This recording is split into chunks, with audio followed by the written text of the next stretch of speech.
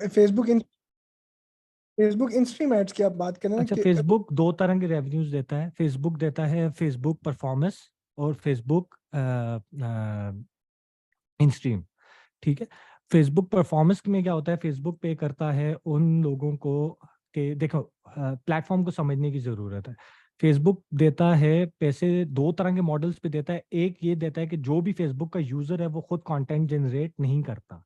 ठीक है, आप हो फेसबुक यूजर हो, आप कंटेंट नहीं बनाते फेसबुक के लिए कि आप कंटेंट बनाओ कि जी मेरा कंटेंट वायरल हो जाए या मेरा दोस्त मेरा कंटेंट देखे। लेकिन फेसबुक पे हर बंदा कंटेंट कंज्यूम करने आता है। अब वो कंटेंट किसी ने तो कंज्यूम करना है। तो जो जिसने कंज्यूम करना है, तो फेसबुक क्या करता है कि जो लोग कंटेंट बना रहे हैं उनको पैसे देता है ताकि वो लोग रेगुलरली और ज्यादा कंटेंट बनाएं। अब वो दो तरह के कंटेंट पे पैसे देता है। एक वो देता है कि आपके पास पेज हो और उसके ऊपर परफॉर्मेंस पे आपकी परफॉर्मेंस एक्टिव हो, परफॉर्मेंस की मोनेटाइजेशन एक्टिव हो। तो आप उसमें ग्राफिकल पोस्ट, आप उसमें पिक्चर्स, आप उसमें इस तरह का कंटेंट डालो। फिर वो कंटेंट अगर उस पर इंगेजमेंट के ऊपर पे करता है कि जितने ज्यादा लाइक्स आते हैं, जितने ज्यादा शेयर्स आते हैं, उस हिसाब से फेसबुक आपको पे करता रहता है। एक पेज के ऊपर $30,000 आप अर्न कर सकते हो परफॉर्मेंस के ऊपर।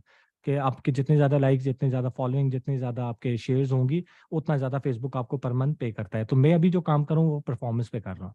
दूसरा वो देता है फेसबुक के इन स्ट्रीम के ऊपर कि आप वीडियोस बनाते जाओ और डालते जाओ, और आपकी वीडियो से रिलेटेड मोनेटाइजेशन ऑन है तो वो उस वीडियोस के ऊपर आपको पे करता है। जितनी ज्यादा वीडियोस देखी जाती हैं, 1 मिलियन व्यूज के ऊपर, आई गेस मेरा ख्याल है वो यूके यूएसए में है तो 2 लाख पे करता है, पाकिस्तान में तो 50 60 70,000 पे करता है। मुझे आइडिया नहीं क्योंकि मैंने अभी monetisation video Facebook video monetisation पे काम नहीं किया। तो ये उस इस तरह है, स्नैपचैट इस तरह अलहदा पे करता है, यूट्यूब अलहदा पे कर रहा है। तो फेसबुक दो तरीके से पे कर रहा है। ये वाइड प्लेटफॉर्म है जो ग्राफिकल और पिक्टोरियल बेस्ड कंटेंट पे भी कर रहा है। ठीक है, क्वेश्चन हम, हाँ यूएसए, समीर ने क्वेश्चन किया कि पाकिस्तान एलिजिबल नहीं है। हाँ, यूएसए से आपको चाहिए होते हैं, यूएसए के पेजेस भी चाहिए होते हैं, वो पेजेस जिनके ऊपर मोनेटाइजेशन ऑन हो तो वो चाहिए होते हैं। तो मैंने तो यूएस से ही बाय किए हैं पेजेस। और मैं यूएस की आईपी के ऊपर ही, आरडीपी कहते हैं उसको, पाकिस्तान में वो ओपन भी नहीं करता पेजेस, वो यूएस की आईडी पे ही ओपन होते हैं आरडीपी के थ्रू। वहीं पे मैं चेक करता हूँ क्या हो रहा है, कैसे हो रहा है, और वहीं से मैनेज भी होते हैं। उसी आरडीबी से मैनेज भी वो होते हैं, वहीं से कंटेंट डलता है उसी आरडीबी से। फेसबुक को ये लगता है कि यूएसए से ही कंटेंट प्रोड्यूस हो रहा है, वो पाकिस्तान से हो रहा होता है।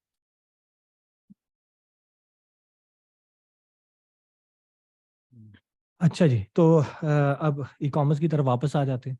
जिस फील्ड के बारे में बात करेंगे बात लंबी हो जाएगी क्योंकि हर फील्ड में ही मेरा थोड़ा बहुत एक्सपीरियंस है। इंट्रोडक्शन हमने कर लिया था अपना और स्टूडेंट्स का। अब हम स्टार्ट करते हैं इंट्रोडक्शन ई कॉमर्स का। मैं सिर्फ आपको एक थोड़ा सा ब्रीफ दे देता हूँ कि हम इस पूरी ट्रेनिंग में कौन कौन से जो हमारी सेगमेंटेशन है, वो कौन से सेगमेंट्स को हम कवर करेंगे। सिर्फ एक लाइन की ब्रीफ दे देता हूँ ताकि आपको आइडिया हो जाए कि अगली क्लासेस में आप क्या क्या क्या क्या चीज़ें सीख रहे होगे। उसके बाद हम इंशाल्लाह मूव करेंगे, ये कंप्लीट हो जाएगा स्लोली स्लोली, हम नेक्स्ट सेगमेंट्स में मूव करते जाएंगे। सबसे पहली जो चीज़ है वो है इंट्रोडक्शन, ई कॉमर्स का इंट्रोडक्शन। और ई कॉमर्स के इंट्रोडक्शन में इंट्रोडक्शन था ई कॉमर्स का जो आज की क्लास है, उसमें ई कॉमर्स क्या होती है, फिर ई कॉमर्स के मॉडल्स हम डिस्कस करेंगे। ई कॉमर्स के मॉडल्स, 4 मॉडल्स होते हैं: drop shipping model, wholesale model, white label model और प्राइवेट मॉडल। ये चारों मॉडल्स को हम डिटेल में डिस्कस करेंगे। फिर आप स्टार्टिंग से ही जब हम डिस्कस कर लेंगे तो आपने और हम इसके एडवांटेजेस और डिसएडवांटेजेस दोनों ही डिटेल में शेयर करेंगे। आपकी भी कोई राय होगी, कोई क्वेश्चन होगा, कोई उसमें क्वेरीज होंगी तो आप उसमें भी पूछ भी लीजिएगा, बता भी दीजिएगा ताकि ज़्यादातर बच्चों की हेल्प हो जाए जो किसी भी मॉडल पे अगर काम कर रहा होगा और उसको क्या मसले हैं, जो मैं मसले बता रहा हूँ उसने वो मसले फेस किए हैं या नहीं किए हैं, वो मसले हैं या नहीं है, तो आप उसमें अपनी डिटेल, जो बच्चे ऑलरेडी इस फील्ड से गुजर चुके हैं वो बता सकते हैं। तीसरा फिर है नीश, कि हमने नीश की सिलेक्शन करनी है। ये वाहिद ट्रेनिंग होगी जिसमें आपको नीश की सिलेक्शन दिखाई जाएगी, समझाई जाएगी कि कोई भी नीश है। आप इलेक्ट्रॉनिक्स में इंटर होते हो, आप फैशन इंडस्ट्री में इंटर होते हो, आप कॉस्मेटिक्स में इंटर होते हो, आप किसी भी नीश को सेलेक्ट करते हो तो उसकी सेलेक्ट करने का क्राइटेरिया क्या होता है। बकाया सारे लोग तो क्या करते हैं कि आपको ग्रुप्स में ऐड कर देते हैं, आपको प्रोडक्ट्स बेच देते हैं और आपको कहते हैं बस ये प्रोडक्ट उठाओ, बेचना स्टार्ट करो। मेरा कहने का मकसद या मेरा बताने का मकसद ये होता है कि आप किसी भी फील्ड में उतर रहे हो तो आपकी नीश की सिलेक्शन, कि आप जिस फील्ड में उतर रहे हो, किसी भी नीश को सिलेक्ट कर रहे हो, तो आपको पता तो हो कि आपने वो नीश सेलेक्ट क्यों की है। आपके पास उसको सेलेक्ट करने का के लिए डेटा तो हो, जो आपको बताए कि डेटा आपको बताए, वो फिगर्स आपको बताएं कि जो आपने फील्ड सेलेक्ट की है, जो आपने नीश सेलेक्ट की है, वो ठीक है या नहीं है, उसमें पैसा है या नहीं है, कितना पैसा बनेगा, कैसे बनेगा, क्यों बनेगा। वो सारे फैक्ट्स एंड फिगर्स आपके सामने होने चाहिए कि पाकिस्तान में बिक क्या रहा है, कितने का बिक रहा है, अगले सालों में कितने का बिकेगा। तो ये नीश की सिलेक्शन में ये क्राइटेरिया इंपॉर्टेंट है, जिसकी बेसिस के ऊपर आप डिसीजन लो कि हाँ मैंने इसमें एंटर होना है और इसमें मैंने एंटर नहीं होना। फिर चौथी चीज, हम बिजनेस प्लान बनाएंगे, और बिजनेस प्लान में काफ़ी ज़्यादा चीज़ें कवर्ड होती हैं। लाइशा का जो बिजनेस प्लान है, जिसके ऊपर मैंने इन्वेस्टमेंट उठाई है, जिसके ऊपर मैं काम कर रहा हूँ और स्लोली स्लोली लाइशा को बिल्ड कर रहा हूँ, वो आपके सामने रखा जाएगा। आपको एक चीज़ की डिटेल दी जाएगी, और इंशाल्लाह अगर आप ये बिजनेस प्लान बनाना सीख लेते हो तो फिर आप नेशनल इंक्यूबेशन सेंटर में अप्लाई करो, आप बाहर इन्वेस्टर्स को अप्लाई करो, आप अपने बिजनेस मॉडल को किसी भी इन्वेस्टर के सामने रखो, तो उसको क्लैरिटी हो जाएगी कि बंदे को पता है कि वो क्या कर रहा है, कैसे कर रहा है, क्यों कर रहा है, किस साल में वो किस स्टेज के ऊपर होगा, वो स्टेज तक कैसे पहुंचेगा। तो ये बिजनेस मॉडल इंपॉर्टेंट है। ये भी पाकिस्तान की वाहिद ट्रेनिंग है जिसमें आपको बिजनेस मॉडल ई कॉमर्स का बनाकर एग्जीक्यूट करके सिखाया जाएगा। फिर 3 इयर्स फाइनेंशियल प्लान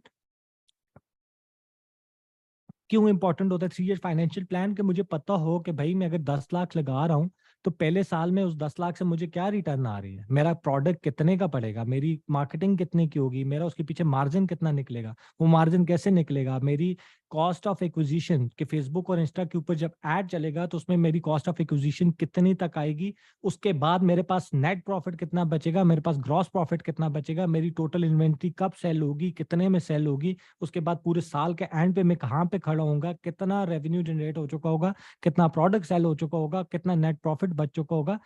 तो बजाय इसके कि एक प्रोडक्ट में लूं और आपको बता दूं कि भाई ये प्रोडक्ट सेलेक्ट करो, 500 का प्रोडक्ट है, 1000 रुपए का सेल कर दो, 250 रुपए एक्विजिशन आ जाएगी, आपको 250 रुपए प्रॉफिट बच जाएगा। कोई भी इंडस्ट्री, कोई भी दुकान, कोई भी बिजनेस, कोई भी startup without business plan, without financial plan run नहीं हो सकता। ठीक है।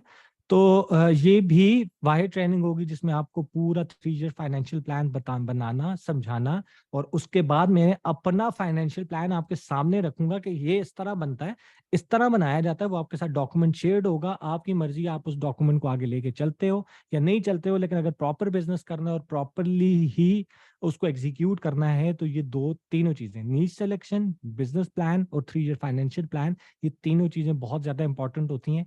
आप ये 3 चीजें सीख लेते हो जिंदगी के इस स्टेज के ऊपर, तो कल को कोई भी बिजनेस आप करोगे, कोई भी बिजनेस स्टार्ट करोगे, कोई भी बिजनेस एग्जीक्यूट करने की कोशिश करोगे, किसी के साथ पार्टनरशिप करोगे, किसी के साथ इन्वेस्टर बनोगे, किसी के साथ स्लीपिंग पार्टनर बनोगे, कुछ भी करोगे, तो ये 3 चीजें आप उससे मांगोगे और आपको पता होगा कि ये 3 चीजें क्या हैं, ये इसमें होता क्या है, इसमें मैंने अगले से मांगना क्या है, अगले को दिखाना क्या है। तो कोई भी बिजनेस मॉडल आप बना सकते हो। जरूरी नहीं है कि सिर्फ ई कॉमर्स पे लागू होता है, ये हर तरह के बिजनेस पे चलता है, क्योंकि ये स्टार्टअप इंडस्ट्री में हमने सीखा है 3-3 4-4 साल लगा के बाद, उसके बाद हमारी इसके ऊपर हाथ बैठा है कि ये बनाया कैसे जाता है। तो ये चीज़ें इंपॉर्टेंट है। फिर हम ब्रांडिंग की तरफ आएंगे। ज़्यादातर बच्चों को पता है कि मैं पाकिस्तान में वाहिद बंदा हूँ जो ब्रांडिंग के ऊपर सबसे ज़्यादा ब्रैग करता है, जो ब्रांडिंग के बारे में सबसे ज़्यादा बात करता है। ब्रांडिंग क्या है, ब्रांड खड़ा कैसे किया जाता है, उसके 4 पिलर्स कौन से हैं, हम उसको डिटेल में इंशाल्लाह डिस्कस करेंगे। सोर्सिंग एंड हंटिंग, कुछ बच्चों को आइडिया होगा, कुछ बच्चों को आइडिया नहीं होगा। सोर्सिंग एंड हंटिंग होती है कि आपने कोई प्रोडक्ट सेलेक्ट कर दिया है, अब आपको उसको सोर्स करवाना है, मतलब आपने उसको या चाइना से लेना है या पाकिस्तान से किसी मैन्युफैक्चरर से लेना है या बाहर से लेना है, कहीं से भी लेना है, तो आपने उसको कहते हैं सोर्स करवाना। तो हंटिंग होती है कि प्रोडक्ट को ढूंढना, कि वो प्रोडक्ट क्या है, प्रोडक्ट जो प्रोडक्ट आप सिलेक्ट करना चाह रहे हो वो प्रोडक्ट क्या है, कहाँ से मिलेगा, कितने में मिलेगा, ये हंटिंग होती है, आप उसको हंट कर रहे हो।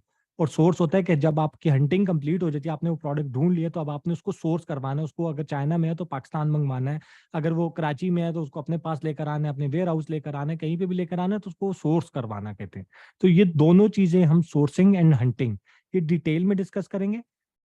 वाइट लेवल में सोर्सिंग एंड हंटिंग की कौन सी कंपनीज हैं, कुछ लोग, मैं अपने प्रोडक्ट खुद सोर्स करता हूँ, खुद हंट करता हूँ। ठीक है, मैं किसी भी कंपनी को नहीं देता, लेकिन आप इसमें किसी भी कंपनी का किसी भी बंदा का जिसकी एक्सपर्टीज है, आप उसकी हेल्प ले सकते हो। वो किस तरह होता है, कैसे होता है, वो भी हम इसमें डिटेल में डिस्कस करेंगे। फिर आ जाता है प्रोडक्ट पैकेजिंग। पैकेजिंग पे भी मैं सबसे ज़्यादा प्राइवेट लेबल में खासतौर पे, और वाइट लेबल में भी इंपॉर्टेंट है। वाइट लेबल में पैकेजिंग क्या होनी चाहिए, कैसे होनी चाहिए, क्या उसके आइडियाज़ हैं, हम वो डिटेल में डिस्कस करेंगे। इसके अलावा प्राइवेट लेबल में वो कैसे होता है, ड्रॉप शिपिंग में ज़रूरत नहीं होती, आप कर ही नहीं सकते पैकेजिंग वगैरह अपनी, क्योंकि आप तो किसी का प्रोडक्ट ड्रॉप शिप करवाओगे, पैकेजिंग उसने करनी है, सब कुछ आपकी जगह उसने करनी है। तो वो पैकेजिंग जो है वो तो उनके हाथ में होती है। तो उसमें नहीं हो सकती, लेकिन होलसेल, व्हाइट लेबल और प्राइवेट लेबल, इन तीनों में पैकेजिंग क्यों इंपॉर्टेंट है, कैसे की जाती है, कैसे करवाई जाती है, कैसे की जाती है, कि क्यों इंपॉर्टेंट होती है, इसका क्या बेनिफिट होता है, ये हम इंशाल्लाह डिटेल में डिस्कस करेंगे। फिर फोटोग्राफी और वीडियोग्राफी, ज़्यादातर वाइट लेबल में और होलसेल में बने बनाए एड्स आपको मिल जाते हैं, फोटोग्राफी मिल जाती है, आप उन्हीं को यूज़ कर लेते हो। लेकिन अपनी फोटोग्राफी, अपनी वीडियोग्राफी किस तरह की जाती है, उसके थ्रू सेल्स कैसे होती है, उसके थ्रू ब्रांड अवेयरनेस कैसे होती है, डेवलपमेंट कैसे की जाती है, सेल्स कैसे की जाती है, इंशाल्लाह हम ये डिटेल में डिस्कस करेंगे।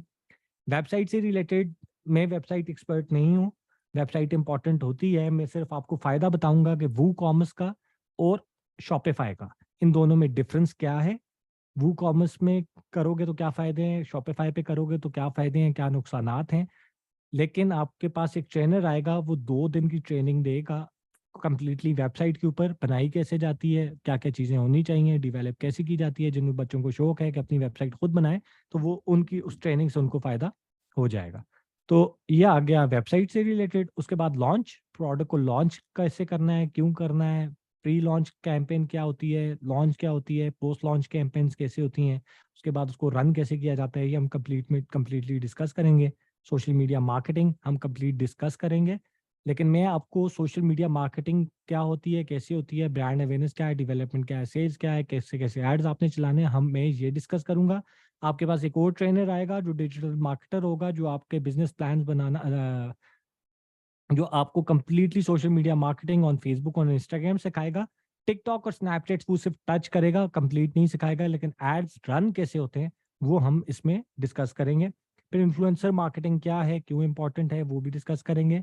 इन्वेस्टमेंट्स कैसे रेज की जाती हैं, किस स्टेज पे रीच की जाती हैं, प्री सीड क्या है, सीड क्या है, सीड प्री सीड इन्वेस्टमेंट क्या होती है, सीड इन्वेस्टमेंट क्या होती है, उसके बाद सीरी ए इन्वेस्टमेंट क्या होती है, सीरी बी इन्वेस्टमेंट क्या होती है, किस किस स्टेज पे लॉन्च की जाती है, आपने अपनी कंपनी की वैल्यूएशन कैसे लगानी है, वैल्यूएशन पाकिस्तान में कैसी लगती है, वैल्यूएशन बाहर कैसी लगती है, उसके बाद आपने उसकी पिच क्या करना है, उससे पैसे कैसे लेने हैं, फंड कैसे लेना है, उस फंड को लगाना कैसे है, ये सारी चीज़ें इसमें कवर्ड होंगी। वो हम इंशाल्लाह मेजरली 3 ईयर फाइनेंशियल प्लान पे ही मैक्सिमम हम फाइनेंशियल्स बना चुके होंगे, लेकिन ये भी हम इसमें कवर्ड करेंगे। और उसके बाद ब्रांड को स्केल कैसे किया जाता है स्लोली स्लोली। तो ये सारा हमारा ई कॉमर्स का एक इंट्रोडक्शन, जो आउटलाइन है कोर्स की, ये सारी है, ये हम इस इंशाल्लाह कंप्लीटली डिस्कस करेंगे।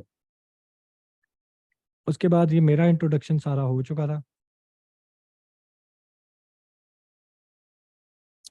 अब आ जाते हैं मेन मुद्दे पे, जो है कि ई कॉमर्स है क्या।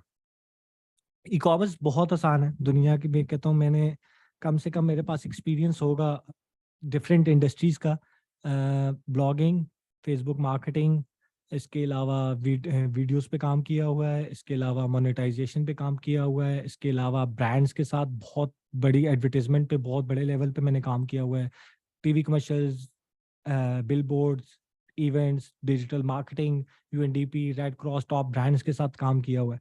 तो उन सारी फील्ड्स में जो आज तक मुझे दुनिया की सबसे आसान फील्ड लगी है, जिसकी एग्जीक्यूशन बहुत आसान है, वो ई कॉमर्स है। इसी वजह से ज़्यादातर लोग इस फील्ड में इंटर होते हैं।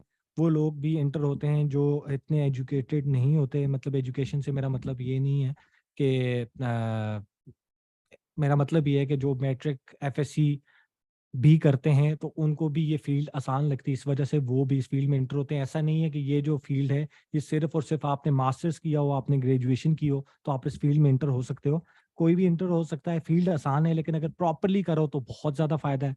वरना तो ड्रॉप शिपिंग और वाइट लेबल के ऊपर झाड़ियाँ ही लगानी है, तो लोग ऑलरेडी वो कर रहे हैं और लाखों लोग पाकिस्तान में करते हैं।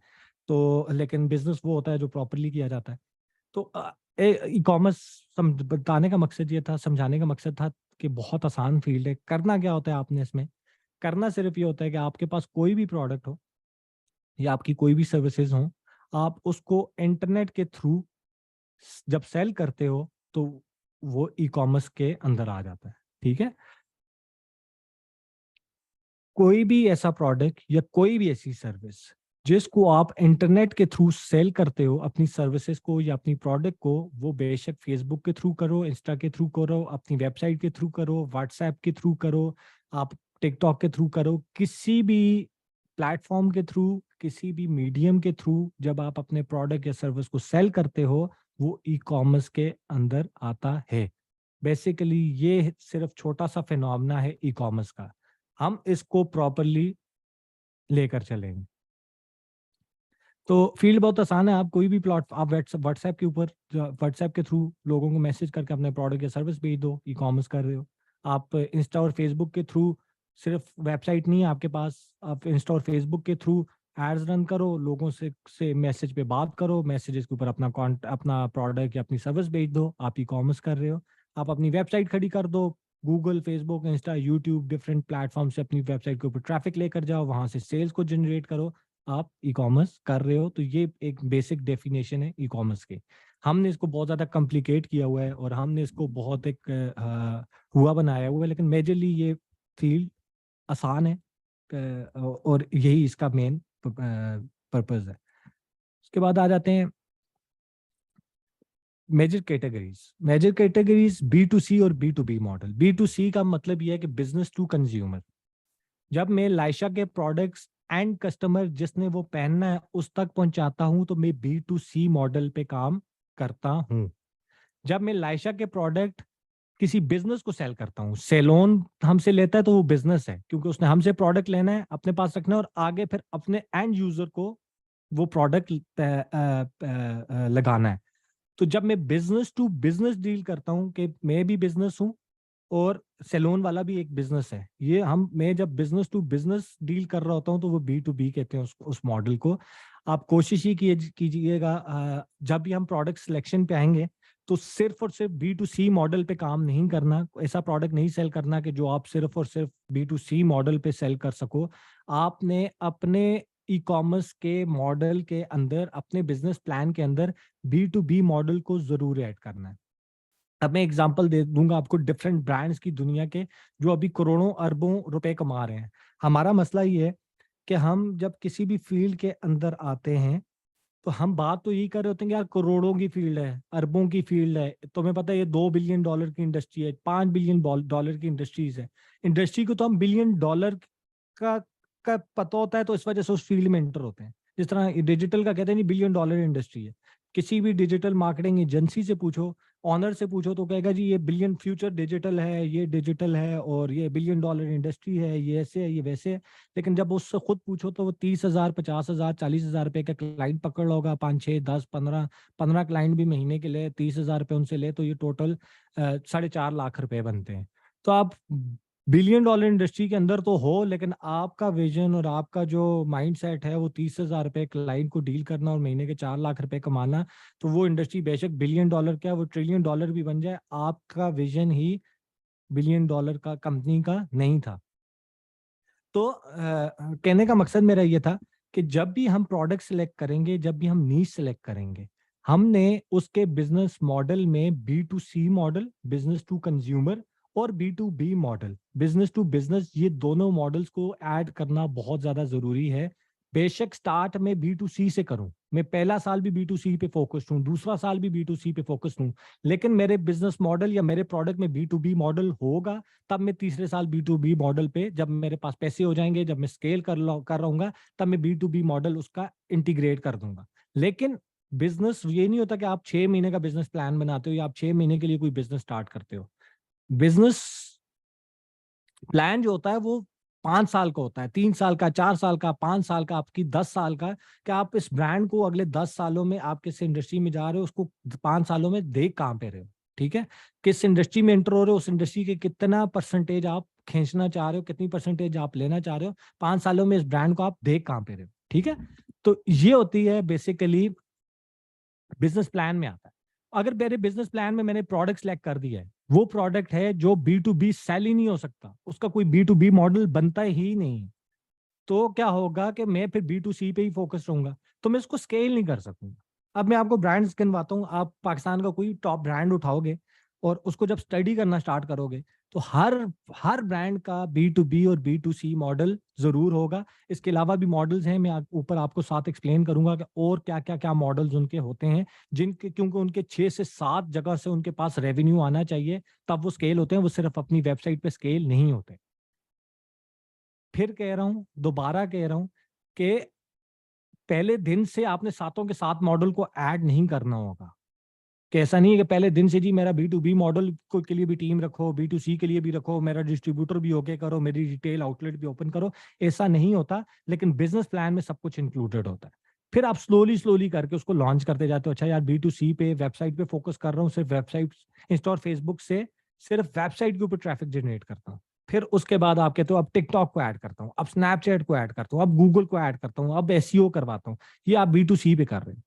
अब जी मैं क्या करता हूँ कि जी मैं B2B मॉडल भी इंटीग्रेट कर देता हूँ, मैं डिस्ट्रीब्यूटर को भी इंटीग्रेट कर देता हूँ, स्लोली स्लोली स्लोली स्लोली। लेकिन आपको पता होगा कि आपका प्रोडक्ट B2B मॉडल के लिए है, तब वो B2B मॉडल पे जा सकेगा।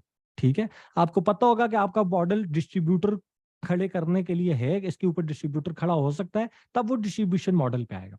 अब कपड़े की एग्जांपल लेता हूँ, बरीज है, खादी है, जितने भी ब्रांड्स हैं, वो अपना प्रोडक्ट कैसे बेचते हैं, उनके पास 6 से 7 मॉडल्स होते हैं। पहला मॉडल B2C मॉडल, वेबसाइट के through Insta, Facebook, YouTube, Google हर जगह से जाते हैं, वेबसाइट के ऊपर ट्रैफिक जनरेट करते हैं, वहां से अपना प्रोडक्ट सेल कर देते हैं। ये पहला मॉडल आ गया, बिजनेस टू कंज्यूमर, लेकिन अपने वेबसाइट के थ्रू। दूसरा मॉडल उनका आता है B2B मॉडल, कि पाकिस्तान के टॉप जितनी भी, जिस तरह राजा जी हैं, या टॉप जितनी भी शॉप्स हैं, जो आपने ब्रांड्स देखे होंगे राजा जी के नाम से या डिफरेंट ब्रांड्स के नाम से, एक छत के अंदर उनके पास 15 से 20 ब्रांड्स होते हैं। ठीक है, तो वो क्या करते हैं कि जी वो उस ब्रांड के पास चले जाते हैं, उन लोगों के पास चले जाते हैं B2B मॉडल पे, या उस प्लाजे के पास चले जाते हैं जिसके पास डिफरेंट ब्रांड्स होते हैं, और उसको दे देते हैं अपना प्रोडक्ट। उससे हर महीने कोटेशन, उससे हर महीने का कोटा, 2 महीने का कोटा, जो नया प्रोडक्ट, जो नई इनकी लाइन आती है, जिस तरह ईद लाइन आई है, तो पहले ये अपने B2B मॉडल वाले से पूछते हैं, तुम्हें कितना चाहिए, तुम्हें कितना चाहिए, तुम्हें कितना चाहिए। वो सारे जितने राजा जी या डिफरेंट, मुझे तो नाम इतने ज्यादा आते नहीं है, लेकिन बहुत बड़े हैं पाकिस्तान में इस तरह के ब्रांड्स। ठीक है, उनको ऑनबोर्ड करते हैं, अपना कुछ प्रोडक्ट 20%, 30%, 40%, जो भी लाइन, 1000 सूट बनाया है, 400 सूट ये B2B मॉडल पे पहले दिन बेच देते हैं। B2C पे अभी बिका ही नहीं, लेकिन इनका ऑर्डर इनके पास पहले पहले से आया होता है, इनके पैसे इनके पास पहले से आए होते हैं, इनसे पहले ऑर्डर ले लेते हैं, इनको B2B मॉडल पे 40% अपनी इन्वेंट्री सेल कर देते हैं। इनका तीसरा मॉडल होता है रिटेल आउटलेट्स, कि अपनी आउटलेट्स ओपन की हुई हैं हर बड़े पाकिस्तान के मॉल में, और उस मॉल में अपने शॉप के थ्रू सेल कर देते हैं। तो ये इनका तीसरा मॉडल होता है। चौथा मॉडल होता है, कुछ ब्रांड्स का होता है, कुछ ब्रांड्स का नहीं होता, वो होता है फ्रेंचाइज मॉडल। कि आप क्या करते हो,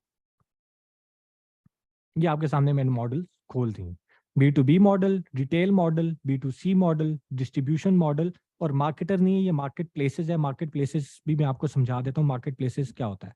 तो मैं बात कर रहा था फ्रेंचाइज मॉडल। फ्रेंचाइज मॉडल में क्या होता है कि आप अपनी फ्रेंचाइज, बजाय इसके कि हर आउटलेट आप खुद ओपन करो, आप हर आउटलेट खुद नहीं ओपन करते। आपने साल का, 2 साल का, 3 साल का टारगेट रखा हुआ है कि लेट्स सपोज 3 सालों में हमने इसकी 100 आउटलेट्स ओपन करनी है। 20 आउटलेट्स हम खुद ओपन करेंगे, 80 आउटलेट्स हम फ्रेंचाइजेस को दे देंगे। तो फ्रेंचाइजीज का ये होता है कि आपने पैसे उससे ले लेते हो, फ्रेंचाइज आप ओपन भी खुद करते हो, मैनेज खुद करते हो, सब कुछ खुद करते हो, इन्वेस्टमेंट आपके इन्वेस्टर की होती है, वो फ्रेंचाइज उसकी होती है, उसके थ्रू भी आपका प्रोडक्ट सेल हो रहा होता है। ठीक है, तो ये फ्रेंचाइज मॉडल। और चौथा और इंपॉर्टेंट मॉडल जो मैं ये कहता होता हूँ कि आपको ब्रांड लॉन्च करने के फौरन बाद लॉन्च कर देना चाहिए, वो होता है मार्केट प्लेसेस। मार्केट प्लेसेस जिस तरह लाइशा जो है, वो दराज पे भी अवेलेबल है, लाइशा मार्केट प्लेस टेलीमार्ट के ऊपर भी अवेलेबल है। हमारी फैशन इंडस्ट्री में जो मार्केट प्लेस आती है बैगैलरी, लाइशा उस पर भी अवेलेबल है। अभी नून ने पाकिस्तान में आना है, लाइशा उस पर भी जाएगा। आप अमेजोन पाकिस्तान आएगा, लाइशा उस पर भी जाएगा। तो मार्केट प्लेसेस पे आप क्या करते हो कि आपकी अपनी वेबसाइट के थ्रू तो सेल हो रही होती है, लेकिन इसके अलावा आप डिफरेंट ब्रांड्स को भी, जो मार्केट प्लेसेस होती हैं वहां पे भी अपना ब्रांड इंटीग्रेट करवा देते हो, वहां से आपको एक्स्ट्रा सेल्स आ रही थी, आप अपनी वेबसाइट के थ्रू भी बेच रहे हो। आप Draj, Amazon, Noon, the gallery, टेलीमार्ट, उनके थ्रू भी आपको सेल्स आ रही है।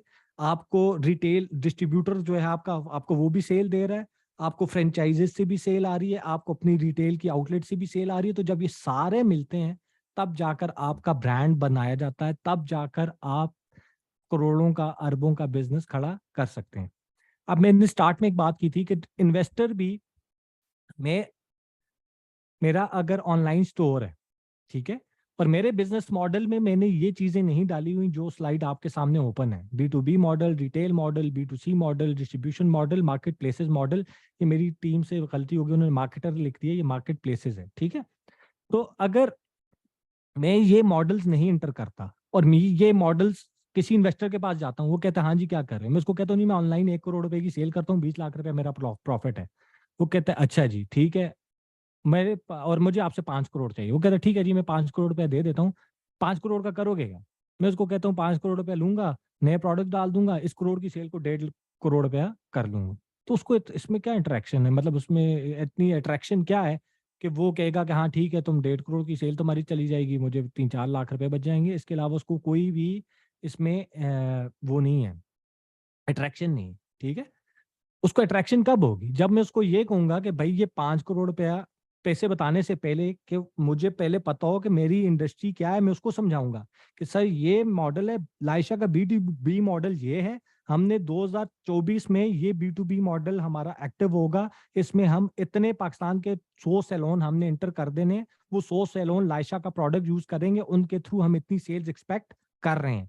मेरा रिटेल मॉडल 2025 के लिए ये है कि पाकिस्तान में टॉप 3 सेंटोरस, पैकेजेस मॉल और लकी वन मॉल कराची, इन 3 जगहों के ऊपर हमारी अपनी रिटेल आउटलेट्स ओपन हो जाएंगी और वो इस तरह ओपन होंगी, उनके थ्रू मैं इतनी सेल्स एक्सपेक्ट कर रहा हूँ। B2C पे आज मैं वर्किंग कर रहा हूँ, 1 करोड़ रुपए की सेल है, आपकी इन्वेस्टमेंट के बाद मैंने ये करना है, उसके थ्रू मेरी इतनी सेल इंक्रीज हो जाएगी और हम इस साल के एंड पे इतनी सेल्स कर रहे होंगे। ये मेरा B2C मॉडल है।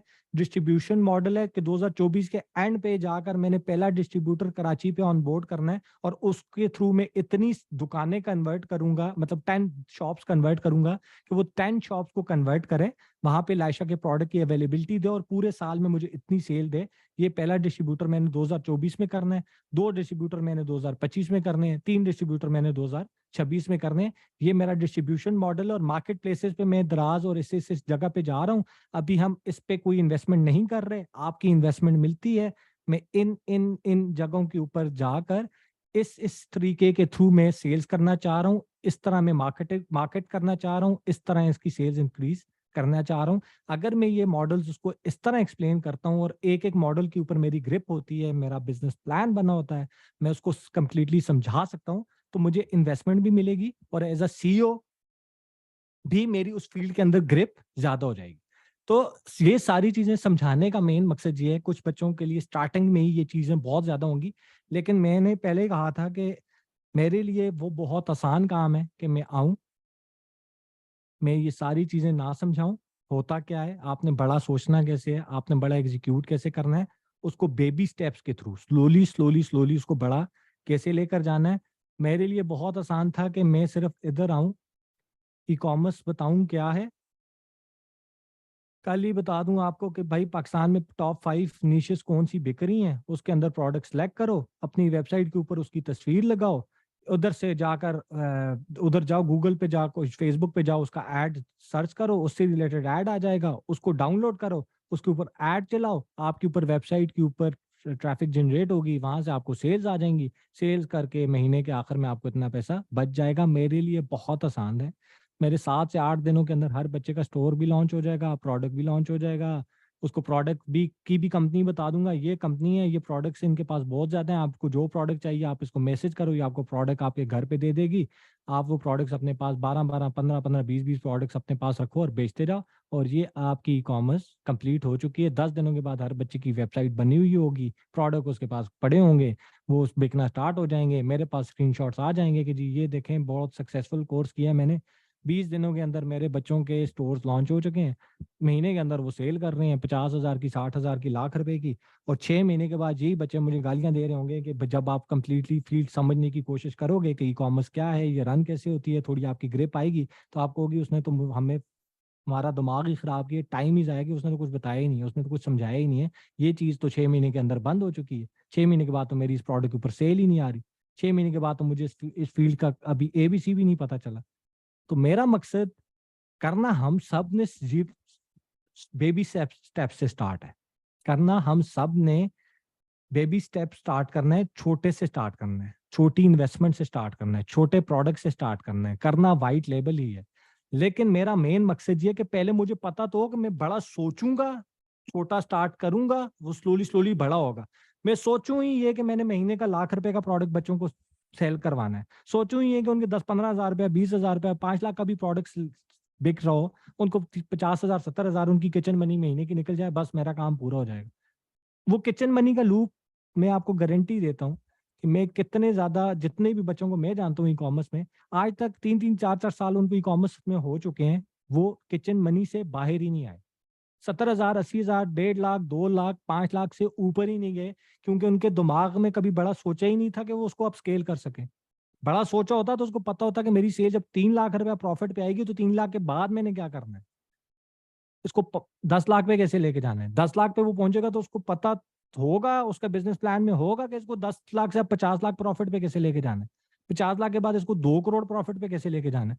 जब वो मैंने सोचा होगा, वो सोचकर मैंने कोई प्रोडक्ट सिलेक्ट किया होगा, उसके ऊपर बिजनेस प्लान बनाया होगा, तो तब मैं ₹1,00,000 से 5, 5 से 10, 10 से 50, 50 से 1 करोड़ और 1 करोड़ से 5 करोड़, 5 करोड़ से 50 करोड़ पे कंपनी लेकर जाऊंगा।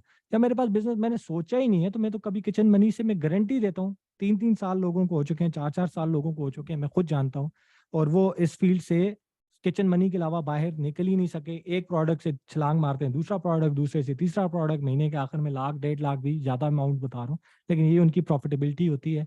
आपके साथ इस क्लास में ऑलरेडी 2-3 बच्चे हैं जो ई कॉमर्स कर रहे हैं, वाइट लेबल कर रहे हैं, डिफरेंट ट्रेनिंग्स कर चुके हैं, स्टोर्स लॉन्च किए हुए हैं, प्रोडक्ट्स बेच रहे हैं, उसके बावजूद मेरी ट्रेनिंग में बैठे हुए हैं। आप उनसे इस बात का पता कर सकते हो, इस बात का पूछ सकते हो कि जो बात मैंने की है वो ठीक है या गलत है, आपको कितने साल हो चुके हैं और कितने सालों में आपने कितना रेवेन्यू जनरेट किया है, किसी और ट्रेनर ने आपको बताया है ये मॉडल्स क्या होते हैं, ये इन मॉडल्स को लॉन्च कैसे किया जाता है, इसको इंटीग्रेट करवाना कैसे ज़रूरी है, क्यों ज़रूरी है, इंटीग्रेट होते भी हैं या नहीं होते, तो और ये डिस्ट्रीब्यूशन कैसे होती है, मार्केटिंग की कैसे जाती है, प्रोडक्ट सेलेक्ट कैसे किया जाता है, नीश कैसे सिलेक्ट की जाती है, पाकिस्तान में कौन सी नीश बिक रही है, ये सब कुछ मैं बताऊंगा, और कहीं पे भी ये चीज़ें नहीं होती। तो ये है। अब और ये कोर्स मैंने सक्सेसफुल करना हो तो मेरे लिए ये स्क्रीनशॉट्स और ये लॉन्चेस करना और ये आसान काम है, लेकिन मैंने आपको एक एक चीज़ डिटेल में बतानी है। आगे हर बच्चे ने अपने हिसाब से उसको सोचना बड़ा है, बिजनेस प्लान बड़ा बड़ा बनाना है। छोटे छोटे, जी पहले साल में सिर्फ 5 लाख की इन्वेस्टमेंट करूंगा, ये करूंगा, इस 5 लाख से 8 लाख पे जाएगा तो फिर ये करूंगा, 8 से 15 पे जाएगा तो फिर ये करूंगा, 15 से 50 पे जाएगा तो ये करूंगा। लाइशा 50,000 रुपीज से स्टार्ट हुआ था, 50,000 रुपए की इन्वेस्टमेंट से लाइशा स्टार्ट हुआ था। 2017 में मेरी वाइफ ने लॉन्च किया था। 2020 के एंड पे मैंने लाइशा पे मेरी शादी हुई थी आयशा से, और उसके बाद जाकर मैंने 2021 में अराउंड लाइशा को टेक ओवर किया था आयशा से। पहले मैं लाइशा को इतना सीरियस ही नहीं लेता था। तो जब मेरा बिजनेस मॉडल मेरे हिसाब से रेडी हो गए, मेरी इन्वेस्टर पिचेस मेरे हिसाब से रेडी हो गए, जब मेरी ग्रिप बन गई इस ई कॉमर्स के ऊपर और इस कॉस्मेटिक ब्रांड के ऊपर, तब मैंने आयशा से टेक ओवर किया था। तब इसकी सेल थी 3 से 5 लाख। आज लाइशिया की सेल सीजन में होती है 70 से 80 लाख, 40 लाख रुपए की, 35-40 लाख रुपए की हम B2B मॉडल पे सेल करते हैं, 30 से 35 लाख की हम ऑनलाइन करते हैं लैशेस। और पिछले साल तक सिर्फ लैशेस थी, पिछले साल हमने इसके ऊपर इन्वेस्टमेंट रेज की 2 करोड़ रुपए की। और जब हम 2 करोड़ की इन्वेस्टमेंट रेज कर रहे थे तब मेरे पास 2 से 2.5 करोड़ रुपए की सिर्फ इन्वेंट्री पड़ी होती थी प्रोडक्ट्स की, लाइशा की लैशेस की 2 से 2.5 करोड़ की इन्वेंट्री पड़ी होती थी, जिसको मैं सेल कर रहा होता था। और अब हमने उसमें लास्ट फरवरी दिसंबर से मार्च तक हमने इसमें 6 से 7 प्रोडक्ट्स और ऐड किए हैं। और पर ईयर सेल जो है वो मैं आपको एग्जैक्टली दिखा दूंगा। तकरीबन मेरी सेल है 2.5 करोड़ से 3 करोड़ सेल होती है हमारा, क्योंकि ऑफ सीजन भी होता है, ऑन सीजन भी होता है। तो तकरीबन लास्ट ईयर हमने की थी, लास्ट ईयर में हमें मसले बहुत ज़्यादा थे क्योंकि इंपोर्ट्स बंद हो चुकी थी, लेकिन 2.5 करोड़ से 3 करोड़ की लास्ट ईयर थी। और इस साल हम इंशाल्लाह 5-6 करोड़ रुपए की सेल एक्सपेक्ट कर रहे हैं, 5 करोड़ क्रॉस करेंगे इंशाल्लाह। तो और हमारे मार्जिन इसमें ज़्यादा होते हैं, वो कैसे होते हैं, क्यों होते हैं, वो सारी चीज़ें भी मैं आपको समझाऊंगा। और बेबी स्टेप्स मेरे रेडी हो रहे हैं। अब 5 करोड़ से मैंने विद इन नेक्स्ट ईयर इसको 7-8 पे कैसे लेके जाना है वो मॉडल भी मेरे रेडी है। उससे अगले साल 15, 12, 13, 14 पे कैसे लेके जाना है वो मॉडल भी मेरे पास रेडी है।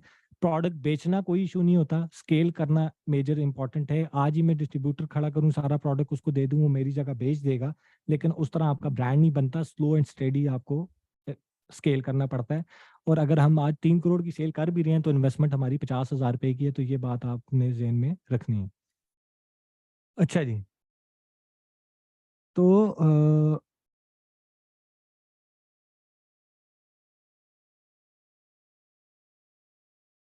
अच्छा, ई कॉमर्स का इंट्रोडक्शन मैंने आपको समझा दिया। आज के लिए आपको मैंने काफ़ी ज़्यादा चीज़ें आपके दिमाग में डाल दी हैं। ये चीज़ें आगे बारी बारी बारी बारी रिपीट होंगी, स्लोली स्लोली। जब मैं आपके दिमाग में बारी बारी बारी रिपीट करता जाऊंगा ना, तो आपको इंशाल्लाह महीने के बाद ये चीज़ें आपकी फिंगर टिप्स पे होंगी। Distribution model, retail model, franchise model, market places क्या होता है, कैसे होता है, क्यों होता है, किस पे जाना है, किस पे नहीं जाना, ये चीज़ें आपकी फिंगर टिप्स पे होंगी। स्टार्टिंग में थोड़ा सा सिर्फ ये इंट्रोडक्शन में आपका दिमाग खोलने के लिए था कि सिर्फ ये नहीं सोचना कि मैंने वेबसाइट के ऊपर प्रोडक्ट बेचना है, बस प्रोडक्ट आ जाए वेबसाइट पे लगाना है, बेचना है और मेरा काम हो गया। आप सिर्फ इंट्रोडक्शन में ये चीज़ें इसलिए बता रहा हूँ ताकि आपका दिमाग खुले, आपका दिमाग ओपन हो। अब एक हफ्ता आप इन चीज़ों पे जब सोचोगे, नई नई चीज़ें समझना सोचना स्टार्ट कर दोगे। अच्छा, ई कॉमर्स को अगर हम डिटेल में थोड़ा सा अगर डिस्कस करें तो पाकिस्तानी ई कॉमर्स को ये तो हमें पता चल गया कि प्रोडक्ट या सर्विस को आप जब भी इंटरनेट के थ्रू सेल करते हो तो वही कॉमर्स है। अब हम पाकिस्तान के ऊपर आते हैं, क्योंकि हम तो पाकिस्तान फोकस्ड हैं। हम अमेजोन फोकस्ड नहीं है, हम यूएसए यूके फोकस्ड नहीं है, हम ऑस्ट्रेलिया फोकस्ड नहीं है। हम तो पाकिस्तानी इंडस्ट्री के अंदर, पाकिस्तानी इसके अंदर पाकिस्तान के अंदर हम प्रोडक्ट लॉन्च करना चाह रहे हैं। अब जब हम पाकिस्तान में लॉन्च करना चाह रहे हैं तो हमें पहले ये तो पता चले कि भाई इसका फ्यूचर क्या है पाकिस्तान में, इसका प्रेजेंट क्या है, इसका पास्ट क्या है और इसका फ्यूचर क्या है पाकिस्तान में ई कॉमर्स का। क्या हमारे पास फिगर्स हैं, किस नंबर के ऊपर हम रैंक कर रहे हैं। लेट सपोज मैं पाकिस्तान में लॉन्च करता हूँ बगैर सोचे, बाद में मुझे पता चले यार ये तो पाकिस्तान में तो ई कॉमर्स करनी ही नहीं चाहिए थी, पाकिस्तान में तो ऑनलाइन कुछ बिकता ही नहीं है, ये तो फ्यूचर में भी नहीं बिकेगा, मैं तो गलत फील्ड में एंटर हो गया हूँ, जो अमेजोन में लोगों के साथ हुआ है। तो उसका भी मैं डिक्लाइन बताता हूँ क्यों हुआ है, और पाकिस्तानी ने मैं क्यों नहीं एंटर हुआ अमेजोन पे। अगर मेरी ई कॉमर्स के ऊपर तो ग्रिप थी, मुझे ई कॉमर्स के बारे में पता भी है, तो मेरे लिए बेचना भी कोई इशू नहीं है। मेरे पास तो प्रोडक्ट्स भी थे, मुझे हंटिंग भी आती है, मुझे सोर्सिंग भी आती है, उसके बावजूद मैं अमेजोन पे एंटर नहीं हुआ था, क्योंकि मुझे पता था ये बबल है। उसके पीछे मेरे पास बिजनेस प्लान था जिसकी वजह से मैं नहीं एंटर हुआ था। तो वो भी हम डिटेल में जब हम ये स्लाइड्स कर रहे होंगे तो इंशाल्लाह आपको उससे पता चल जाएगा कि क्यों क्यों नहीं एंटर हुआ मैं, या क्या मैकेनिज्म होता है किसी भी फील्ड में एंटर होने का। तो पहले पाकिस्तान को हम डिस्कस कर लेते हैं। पाकिस्तान दुनिया का सबको पता है 5वां सबसे बड़ा मुल्क है। 5वां सबसे बड़ा मुल्क है, और टॉप 10 जो कंट्रीज हैं वो ऑलरेडी कॉमर्स में बहुत आगे निकल चुकी हैं। मतलब बहुत आगे से क्या मतलब है?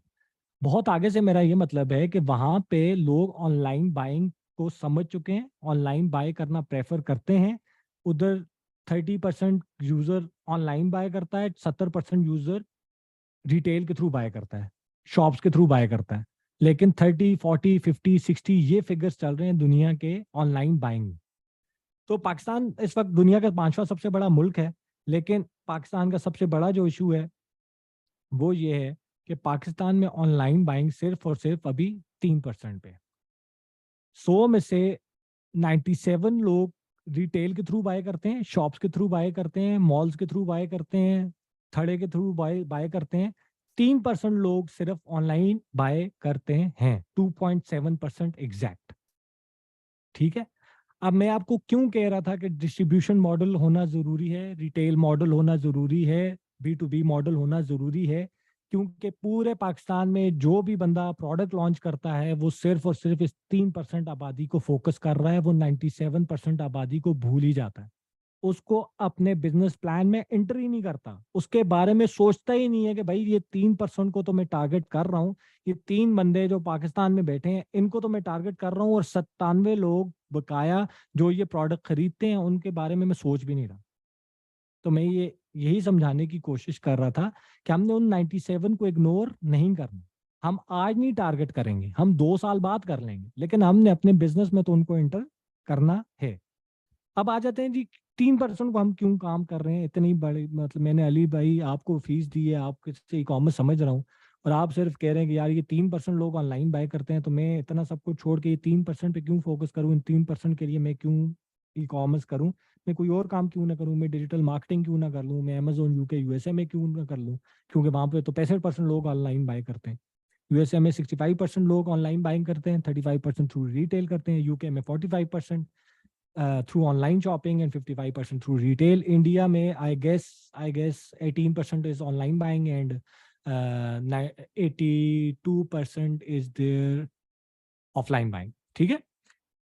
अब आज इंडिया अगर 18% पे है, तो 2012-13 में इंडिया भी 7-8%, 6%, 7%, 8% पे था।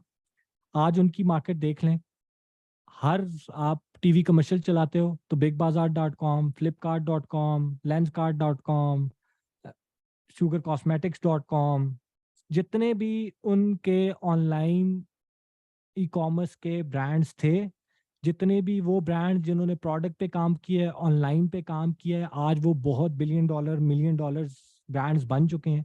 और आज bill boards, TV commercial, digital marketing, जहाँ पे भी जाओ उन्हीं के ब्रांड्स नज़र आते हैं।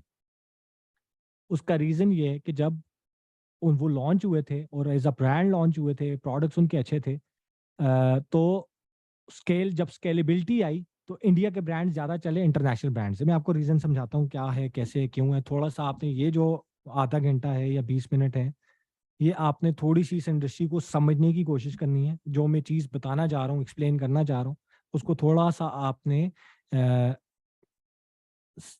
डिटेल में सुनना है, ताकि आपको समझ आ जाए कि आप हम मैं इस 3% पे क्यों फोकस्ड हूँ या इस ई कॉमर्स पे क्यों फोकस्ड हूँ।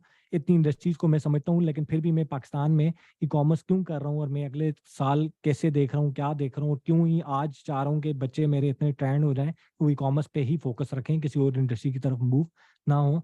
सिर्फ आपने मुझे 2 मिनट की ब्रेक देनी है, मैं 2 मिनट में आ रहा हूँ। मैं आपको ये सारी चीज़ें जो हैं वो थोड़ा सा आप पेन पेपर डायरी भी पकड़ लो, पानी का एक गिलास पी लो। ये 20-25 मिनट में आपको ये पूरी कॉमर्स इंडस्ट्री पाकिस्तान में आज किधर है, फ्यूचर में किधर है, क्या होगा, कैसे होगा, क्यों होगा, और क्यों फोकस करना चाहिए, सारा आपको समझा देता हूँ। सिर्फ 2 मिनट की ब्रेक दे दो।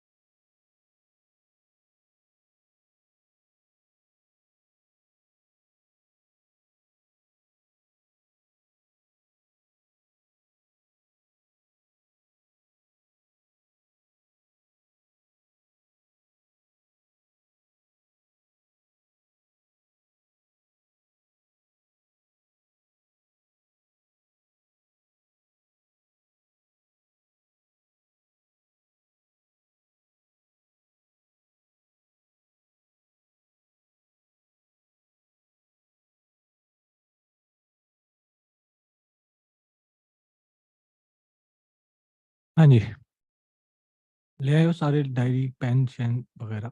अब दिमाग खोल के थोड़ी सी आपने समझनी है पाकिस्तान में ई कॉमर्स को। तो सबसे पहले जो मैं बात करूंगा वो ये करूंगा कि आप सारे लोग जो ये ट्रेनिंग ले रहे हो, तो आप लोगों को ये लग रहा होगा कि भाई हम बहुत पीछे रह गए हैं, दुनिया बहुत आगे निकल गई है, हर बंदा e commerce e commerce e commerce कर रहा है और दुनिया बहुत आगे है हमसे। तो मैं आपको सबसे पहले ये समझा दूं कि अभी पाकिस्तान में ये आप समझ लो कि आप बिल्कुल स्टार्टर्स में से हो, कि जो इस इंडस्ट्री में बिल्कुल इनिशियल स्टेजेस के ऊपर स्टार्ट कर रहा है। ठीक है, ये पाकिस्तान में 3% ऑनलाइन बाइंग, ये कुछ भी नहीं है, ये फिगर बहुत छोटा फिगर है। इस छोटे फिगर के लिए आप इस इंडस्ट्री में एंटर हो रहे हो, तो अभी आप बहुत स्टार्टिंग में से हो। आप इसकी एग्जांपल आप देख लो, इंडिया से अपनी मार्केट कंपेयर कर लो। इंडिया में 5 जो सामने शार्क टैंक इंडिया कितने लोगों ने देखा होगा? ठीक है, तो शार्क टैंक इंडिया में जो 5 सामने ब्रांड्स बैठे हुए होते हैं ना, उनसे रिलेटेड भी अभी तक, और वो बड़ी निशेज में बैठे हुए हैं, मतलब वो बहुत बड़ी निशेज हैं, बहुत मेगा निशेज हैं। आप उस मेगा निश में यूएसए में अब प्रोडक्ट लॉन्च नहीं कर सकते, क्योंकि 40-40, 50-50, 100-100, 400-400, 500-500 ब्रांड उस नीश के अंदर लॉन्च हो चुका है यूएसए में। पर इंडिया में भी 15-15, 20-20, 25-25 ब्रांड्स उस नीश के अंदर ब्रांड्स बन चुके हैं, बना चुके हैं, उसमें वो लीड कर रहे हैं। जिस तरह एग्जांपल देता हूँ, शुगर कॉस्मेटिक की ऑनर सामने बैठी होती है। पाकिस्तान में अभी तक मुझे कोई बड़ा कॉस्मेटिक का ब्रांड बताएं जो शुगर कॉस्मेटिक को टक्कर दे रहा हो, कोई भी नहीं आया अभी तक। ठीक है, आप लेंस कार्ड की बात कर लें, लेंस कार्ड से रिलेटेड पाकिस्तान में अभी तक कोई ब्रांड नहीं आया, कोई। और ये कम से कम 10 ब्रांड्स होने चाहिए इस तरह के पाकिस्तान में, तो अभी तक उससे रिलेटेड कोई ब्रांड नहीं है। आप उसकी बात, बोट की बात करें, जो म्यूजिक प्रोडक्ट्स हैं उनके पास, और जो वॉचेस हैं, और वो उधर ही बनाते हैं और उसी मार्केट में सेल कर रहे हैं, और 15,000 इंडियन करोड़ रुपीस की उसकी वैल्यूएशन है। पाकिस्तान में एक ऑडियोनिक काम कर रहा है, लेकिन ऑडियोनिक भी यूथ सेंट्रिक काम नहीं कर रहा, वो भी महफिल मौसीकी पे ज़्यादा टारगेट करता है खुद को, और अपने बड़े प्रोडक्ट्स पे ज़्यादा टारगेट करता है। डिजिटल उसका भी अभी जीरो है, ई कॉमर्स उसका भी अभी फोकस नहीं है। ठीक है, तो ऑडियोनिक के अलावा कोई भी ब्रांड ऐसा नहीं है कि जो हमने अभी तक बनाया है पाकिस्तान में। ऑडियोनिक भी रिटेल पे ज़्यादा फोकस्ड है, वो अभी ऑनलाइन पे फोकस नहीं है। ठीक है, बोर्ड के मुकाबले की बात करूँ तो बोर्ड के मुकाबले में भी हमारे पास अभी तक कोई ब्रांड नहीं आया। फिर मामा ऑर्गेनिक सामने बैठी होती है। मामा ऑर्गेनिक स्किन केयर का ब्रांड है। स्किन केयर में फिर पाकिस्तान में मुझे 3-4 ब्रांड नजर आते हैं। ऑर्गेनिक ऑर्गेनिक है, पता नहीं क्या नाम है उसका, और 4-5 ब्रांड्स हैं जो उस पर काम कर रहे हैं और अच्छा काम कर रहे हैं, प्रॉपर एज अ ब्रांड काम कर रहे हैं, जो रिटेल आउटलेट्स की तरफ भी आ चुके हैं, उनकी अपनी रिटेल आउटलेट्स भी ओपन हो रही हैं। तो उसमें स्किन केयर में मुझे फिर भी ब्रांड्स नज़र आते हैं, लेकिन उसके अलावा मुझे अभी तक ब्रांड्स नज़र नहीं आ रहे। तो ये मेजर निशेज होती हैं जो सबसे पहले फील्ड होती हैं। तो आपको बताने का मेन मकसद ये था कि अभी आप लोग बहुत स्टार्टिंग में हो, तो अपने लेफ्ट राइट इधर उधर से ना प्रेशर में नहीं आना कि भाई वो हो मैं बहुत पीछे रह गया, उसकी बहुत सेल हो चुकी है, वो बहुत आगे निकल चुका है। अभी आप बहुत पहले आए हो, और इस इंडस्ट्री को अगर आप प्रॉपरली समझ लेते हो, प्रॉपरली एग्जीक्यूट करते हो, तो आप बहुत इनिशियल लोगों में से होगे जो इस इंडस्ट्री में पाकिस्तान में एंटर हुए हैं, और जो स्लोली स्लोली स्लोली स्केलिंग की तरफ जा रहे हैं, बड़े ब्रांड बन रहे हैं। अब मैं आपको समझाऊंगा कि ब्रांड बनाया कैसे जाता है, पाकिस्तान में करना क्यों है, क्यों जरूरी है, मैं क्यों कर रहा हूँ। ये इसकी स्टैट्स और इसके फिगर्स हैं। ये नहीं है कि मैं कह रहा हूँ कि पाकिस्तान में करना है तो आपने करना है। मैं विद स्टैट्स बात करता हूँ, विद डेटा बात करता हूँ। मैं डेटा ओरिएंटेड बंदा हूँ, डेटे के ऊपर ज्यादा खेलता हूँ, और डेटे के ऊपर ही डिसीजन लेता हूँ। आपके पास डेटा और आपके पास स्टैट्स हो, आप उसकी बेसिस के ऊपर जब कोई भी बिजनेस प्लान या कोई भी डिसीजन लेते हो, तो वो आपका प्रॉपरली एक चलता है। अगर आप अपनी गट फीलिंग पे जाते हो या अपने एक्सपीरियंस पे जाते हो, तो वो आपको फेल भी कर सकता है। अब जो मैंने पहली बात की कि पाकिस्तान दुनिया का 5वां सबसे बड़ा मुल्क है, तो जब 5वां सबसे बड़ा मुल्क है, ये इग्नोर हो ही नहीं सकता। इतनी बड़ी आबादी, दुनिया की 5वीं सबसे बड़ी आबादी, ये इग्नोर नहीं हो सकती। मैं 3 सालों में, 4 सालों में, 5 सालों में बहुत बहुत बड़े बड़े ब्रांड्स पाकिस्तान में इंटर होते देख रहा हूँ। हमसे पहले मार्केट जो ओपन थी ब्रांड्स के लिए, वो थी इंडिया की मार्केट। वो दुनिया का दूसरा सबसे बड़ा मुल्क है, और उधर ऑनलाइन बाइंग 5%, 6%, 7% पे थी।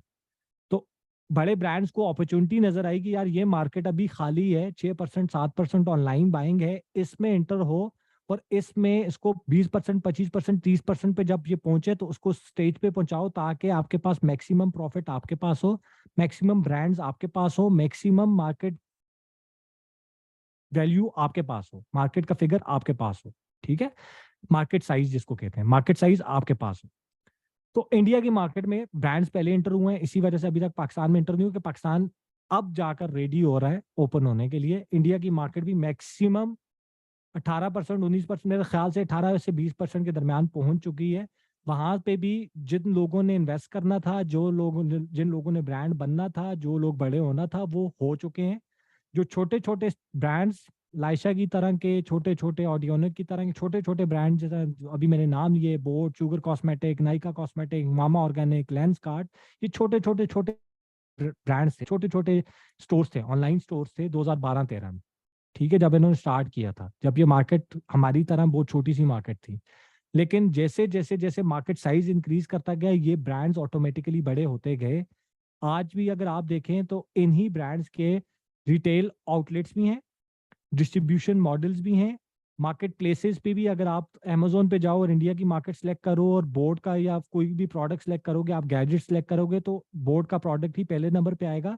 तो इन्होंने क्या किया कि स्लोली स्लोली हर जगह पे अब मार्केट को ग्रैब करना स्टार्ट किया। इन्होंने ऐसा नहीं किया बस मैंने ऑनलाइन बेचना, ऑनलाइन से बाहर ही नहीं सोचे और ऑनलाइन से बाहर निकले ही नहीं। इन्होंने भी ये कंप्लीट मॉडल बनाया कि यार मेरा रिटेल मॉडल ये होगा, मेरा डिस्ट्रीब्यूशन मॉडल ये होगा, मैं मार्केट प्लेसेस पे ऐसे जाऊंगा, ऐसे ग्रैब करूंगा, मैं लेट सपोज फंडिंग ऐसे रेस करूंगा, इसके बाद में ये प्रोडक्ट्स ऐड करूंगा, ये प्रोडक्ट अगले 10 साल में मैं ऐड करूंगा और इतनी इन्वेस्टमेंट लूंगा जो भी है। तो आज जो बिजनेस मॉडल्स उन्होंने बनाए, आज उस बिजनेस मॉडल के ऊपर वो उनके सक्सेसफुल ब्रांड्स हैं। इसी तरह से आप ब्रांड्स बनते हैं। तो अगर आप पांचवा सबसे बड़ा मुल्क है, अब इंडिया के बाद जो सबसे बड़ी मार्केट लोगों के पास ब्रांड्स के लिए, इन्वेस्टर्स के लिए, बाहर यूके के इन्वेस्टर्स के लिए, यूएसए के इन्वेस्टर्स के लिए, पाकिस्तानी इन्वेस्टर के लिए कोई मार्केट अगर ओपन है ई कॉमर्स में, तो वो पाकिस्तानी मार्केट है, जिसमें अभी तक ब्रांड्स इंटर नहीं हुए, ब्रांड्स नहीं बने।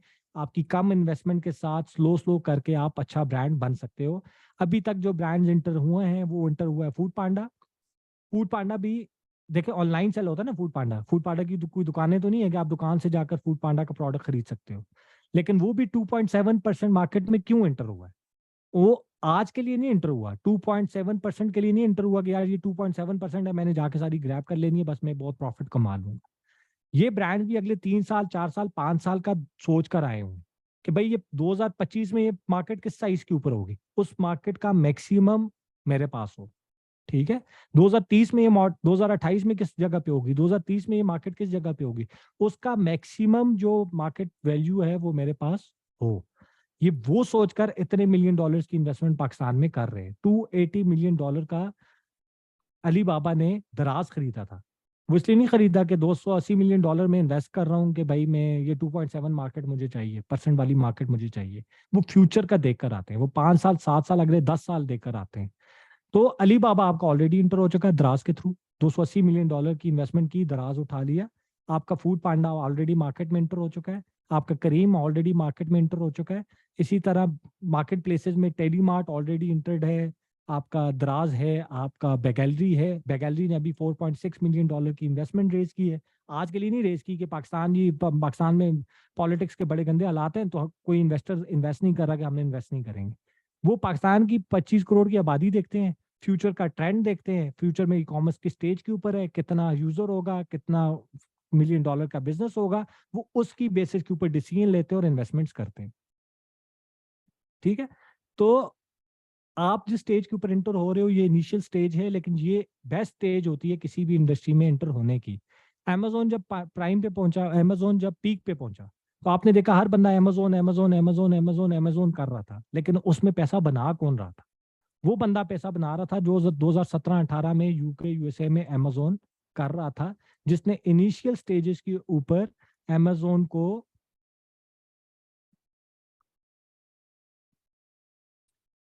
पिक किया। जब वो मार्केट पीक पे पहुंची, उसका प्रोडक्ट ऑलरेडी चल रहे थे, पहले वो अगर लाखों में सेल कर रहा था, जैसे ही मार्केट पीक की वो करोड़ों में सेल कर रहा था। सबसे ज्यादा पैसा उसने बनाया, सबसे ज्यादा महंगा ब्रांड उसी ने बेचे, सबसे ज्यादा क्योंकि उसको मार्केट की समझ थी, प्रोडक्ट कैसे स्केल करना है, कैसे बेचना है। सबसे ज्यादा इन्वेस्टर उसको मिला। पाकिस्तान में बहुत ज्यादा इन्वेस्टर निकला था अमेजोन पे इन्वेस्ट करने के लिए, लेकिन सबसे ज्यादा इन्वेस्टमेंट्स किसको मिली? उन लोगों को मिली जो लोग 2018 17 18 से इस फील्ड में काम कर रहे थे, जिनकी ग्रिप थी, जिनको प्रोडक्ट का पता था, जो प्रोडक्ट सेल कर रहे थे। करोड़ों में, अरबों में उनको इन्वेस्टमेंट्स मिली, उन्होंने लोगों की इन्वेस्टमेंट्स डाली, ब्रांड्स को बड़ा किया, मिलियन डॉलर्स में सेल किया और अच्छा भला पैसा बना लिया। और नुकसान किसने किया? उन लोगों ने किया जो बगैर किसी कुछ सोचे, बगैर कुछ समझे इस मार्केट में पीक पे एंटर हुए। 20,000 25,000 रुपए के वीए बने, 15-20,000 रुपए की सर्विसेज दी, लोगों के लाखों रुपए इन्वेस्ट करवाए, उनका पैसा डुबवाया, अमेजोन को भी खराब करवाया, पाकिस्तान को भी ब्लैकलिस्ट करवाया, लोगों का पैसा भी डूब गया और खुद भी ये इंडस्ट्री छोड़ दी।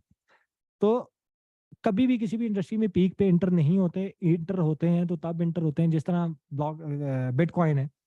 जब बिटकॉइन की बहुत ज्यादा हवा होती है, बिटकॉइन बिटकॉइन बिटकॉइन बिटकॉइन, वो बिटकॉइन का वो टाइम होता है जब बिटकॉइन में इन्वेस्ट या क्रिप्टो में इन्वेस्ट नहीं करना चाहिए, क्योंकि उस टाइम पे वो प्रोडक्ट या वो चीज होती है वो ऑलरेडी पीक पे पहुंच चुकी होती है, वो अपना मैक्सिमम वैल्यू ग्रैब कर चुकी होती है।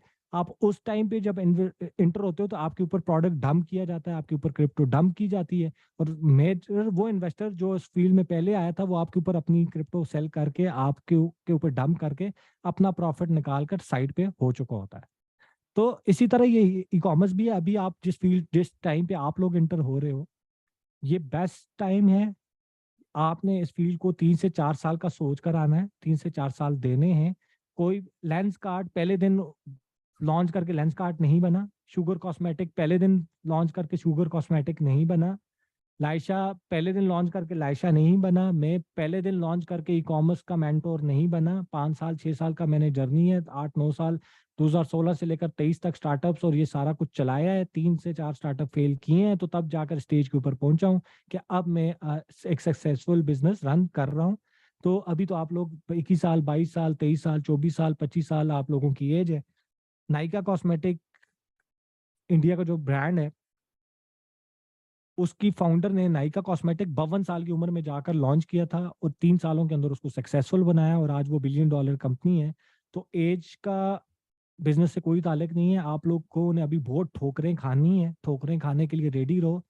ठोकर खाओ, उठो, खुद को साफ करो, उसके बाद सोचो किस वजह से ठोकर खाई थी, उस चीज को दोबारा रिपीट ना करो, दोबारा से उस फील्ड में उस अगला कदम स्टेप उठाने की कोशिश करो। यही वो है। और दुनिया में कोई कॉन्सेप्ट इजी मनी का नहीं है। रातों रात अमीर कोई बंदा नहीं हुआ, बगैर सोचे बगैर विजन के आज तक कोई भी बंदा बिलीनियर नहीं बना, मिलीनियर नहीं बना। तो ये ख्वाब झूठे हैं कि भाई रातों रात लाखों रुपए आपको ई कॉमर्स दे देगी, रातों रात आपको बहुत बड़ा कोई आपके प्रोडक्ट्स बिक जाएंगे और बहुत बड़े प्रॉफिट्स निकल जाएंगे। ऐसा किसी फील्ड किसी इंडस्ट्री में नहीं होता। जहाँ पे होता है वहाँ पे दिहाड़ियाँ लगती हैं और दिहाड़ियों के बाद आपके 6 महीने 8 महीने के बाद आपका वो ब्रांड या आपका वो प्रोडक्ट या आपकी वो दिहाड़ी खत्म हो जाती है। खैर, तो हम पांचवा सबसे बड़ा मुल्क है, हम इग्नोर नहीं हो सकते। ब्रांड्स ने पाकिस्तान में आना है, ई कॉमर्स में पैसा इन्वेस्ट होना है, पाकिस्तानी इन्वेस्टर पाकिस्तान में पैसा इन्वेस्ट करेगा। लेकिन एक चीज मैं आपको बता दूं जिस वजह से मैं इस फील्ड के ऊपर फोकस्ड हूं, वो ये है कि बाहर का ब्रांड पाकिस्तान आ भी जाए, वो फिर भी इस मार्केट को उस तरह ग्रैब नहीं करेगा जिस तरह Pakistani products, Pakistani e commerce honours इस मार्केट को ग्रैब करेंगे। उसका रीजन बता देता हूँ क्यों। ज्यादातर ब्रांड्स जो बाहर से आते हैं, हुदा ब्यूटी हो गया, मेरी फील्ड में अगर हुदा ब्यूटी आज आ जाती है वो मुझे compete नहीं कर सकेगी। मुझे हाउस ऑफ लैशेज आ जाता है, कोई भी बड़ा ब्रांड आ जाता है, वो कॉस्मेटिक्स में हमें बीट नहीं कर सकता। जिस तरह इंडिया की मार्केट में जाकर ये सारे ब्रांड्स बुरी तरह पिटे हैं और नायका कॉस्मेटिक्स और शिगोर कॉस्मेटिक्स सक्सेसफुल हुए हैं, उसका रीजन ये है कि हमारा कल्चर, हमारे फेसेस, हमारी ऑडियंस, हमारी ये सारा कुछ यूके यूएसए से बहुत ज्यादा डिफरेंट है। हुदा ब्यूटी प्रोडक्ट्स बनाती है यूके यूएसए की ऑडियंस के लिए, उनकी ऑडियंस के लिए वो प्रोडक्ट बनता है। उनकी कलर टोन डिफरेंट है, उनकी शादियां डिफरेंट हैं, उनके कल्चर डिफरेंट है, उनका सब कुछ हमसे डिफरेंट है। नायका और शुगर कॉस्मेटिक्स ने प्रोडक्ट बनाया है उनकी ऑडियंस के लिए, इंडिया की ऑडियंस के लिए, उनके फेसेस को सामने रखकर, उनके कल्चर को सामने रख के, उनकी प्रॉब्लम्स को सामने रख के। जब आपने उसके ऊपर प्रोडक्ट बनाया और फिर कंटेंट भी रिलेटेबल कंटेंट बनाया, रिलेटेबल एड्स बनाए, जब कस्टमर को फील होता है कि ये प्रोडक्ट बना ही मेरे लिए, जब मुझे फील ही ना हो कि ये प्रोडक्ट मेरे लिए बना है, वो प्रोडक्ट क्यों लूंगा? जब मुझे फील होगा ना कि यार ये मेरे कल्चर से रिलेटेड है, ये मेरे फेस से रिलेटेड है, ये मेरी शादियों से रिलेटेड है, ये मेरे कल्चर को रिप्रेजेंट करता है, ये प्रोडक्ट ही हमारे लिए, तो मैं वो प्रोडक्ट खरीदूंगा ना। तो इसी वजह से ये टॉप ब्रांड्स पाकिस्तान जब इंडिया में चले भी गए, फिर भी बुरी तरह पिटे, बुरी तरह तो नहीं, लेकिन इनको उस तरह कम्पीट नहीं कर सके जिस तरह ये बकाया कंट्रीज में जाकर कम्पीट करते हैं। उसमें उधर जाकर मैक्सिमम ट्रैफिक अपने पास ले लेते हैं, और छोटे छोटे बकाया उनके लोकल ब्रांड्स होते हैं। उसकी वजह ये होती है कि वहां पे के कल्चर्स और सब कुछ,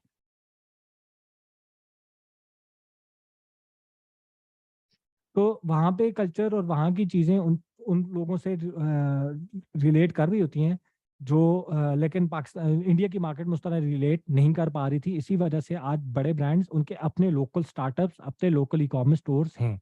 इसी वजह से, इसी एक पॉइंट की वजह से मैं पाकिस्तान में कॉस्मेटिक्स में काम कर रहा हूँ कि बाद में कोई भी आ जाए, सबसे ज़्यादा इंशाल्लाह इंशाल्लाह हम टॉप 5 में हम ही रहेंगे। टॉप 5 ब्रांड्स में हम ही compete कर रहे होंगे। हम इस ऑडियंस को बेहतर समझते हैं, हम इनके बाइंग पैटर्न को बेहतर समझते हैं, हम इनके कल्चर को बेहतर समझते हैं, हम अपने लोगों को बेहतर समझते हैं। बाहर के ब्रांड्स आकर हमें इतना अच्छा नहीं समझ पाएंगे।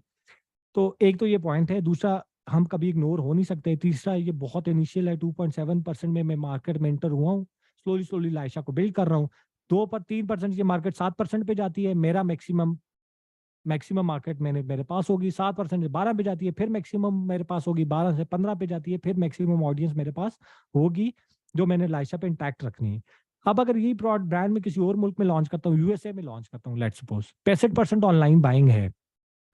65% ऑनलाइन बाइंग का ये मतलब है कि वहां पे ऑलरेडी ब्रांड्स ने maximum audience, maximum market size grab कर लिया है।